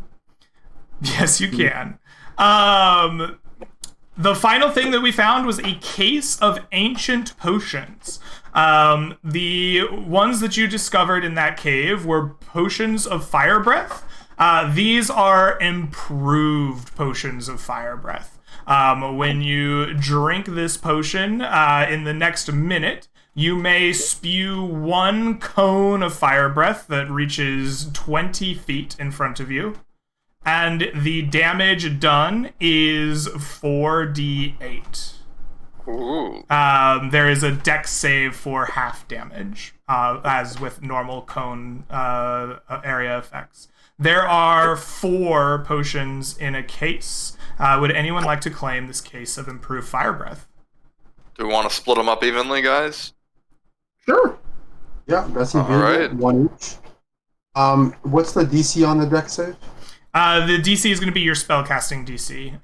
If you're a martial class, then we will use either Dex or Strength, whichever is highest for you. And does it allow 1 spewing every round for a minute, or once you expel the whole When thing? you imbibe it for 1 minute, you may do this 1 time. Got it. Okay. Yeah, it's the Dragon Breath spell, just in potion form. And there was also the magic robe after this, correct? Oh my god, yeah. yes! It is the magic robe. This robe... But before that, we should do the potions, right? We're doing 1 each for the potions? Yeah. Okay. I am sorry, my brain slipped. I didn't write down the robe. Let me pull up what that is from my notes here. It was covered in dirt and stuffed in Alex's pack, so that makes sense. Right. So, the robe. This is a robe that acts as a robe of scintillating colors. This robe has 3 charges. It regains 1d3 daily at dawn. While you wear it, you can expend one charge to cause the garment to display a shifting pattern of dazzling hues until the end of your turn. During that time, the robe sheds a 30-foot radius of dim light, and creatures that see you have disadvantage on attack rolls against you. In addition to the disadvantage, any creature in the bright light that can see you with the robe's power on must succeed on DC 15 Wisdom saving throw or become stunned until the effect ends. Does that include allies? Yes, creatures, any creature that can see you in bright light while the charge is active will have to make that save. That's Is it interesting. For one turn? Huh? The stun is for one turn? Is stunned until the effect ends. So the effect of the robe. Gotcha. That's powerful. Wow. Yeah, I definitely wanted that. Would that be? Could you wear that with armor? Good question. I have to Technically, figure you that can out. because it's considered a wondrous item, not armor. That is, You can wear I believe your that's armor. true, right? Yeah, I believe that's true. Yeah, I'm gonna say yes, because you know what? We have visions of sweet badasses like this running around in essentially a robe and armor. So yeah, I'm here for it. All right. Would anyone like to lay claim to our robe of scintillating colors? I Mortimer? already got some. Yeah, seems cool. I don't know if it fits. Yeah, no. I think thematically, Alex is stuck on this like black swordsman thing that he's got going now. Okay. So like a robe of pretty colors doesn't fit. Shepard, do you want it? Like, bald I got head? something already, so you guys. All right. Sounds like it's yours, Mortimer. Take a robe of Awesome. scintillating colors. Sure. Love Awesome. That's going to bring us to the end of the game. Thank you so much for coming and playing with me. It's always a joy. We've got another one of these next weekend, but feel free to check out the Discord if you want to play. The sign-ups are available to anyone. And yeah, I'll see you soon. Have a good night, everybody. Alrighty. All right. Thank you, y'all. Thank you, guys. Bye.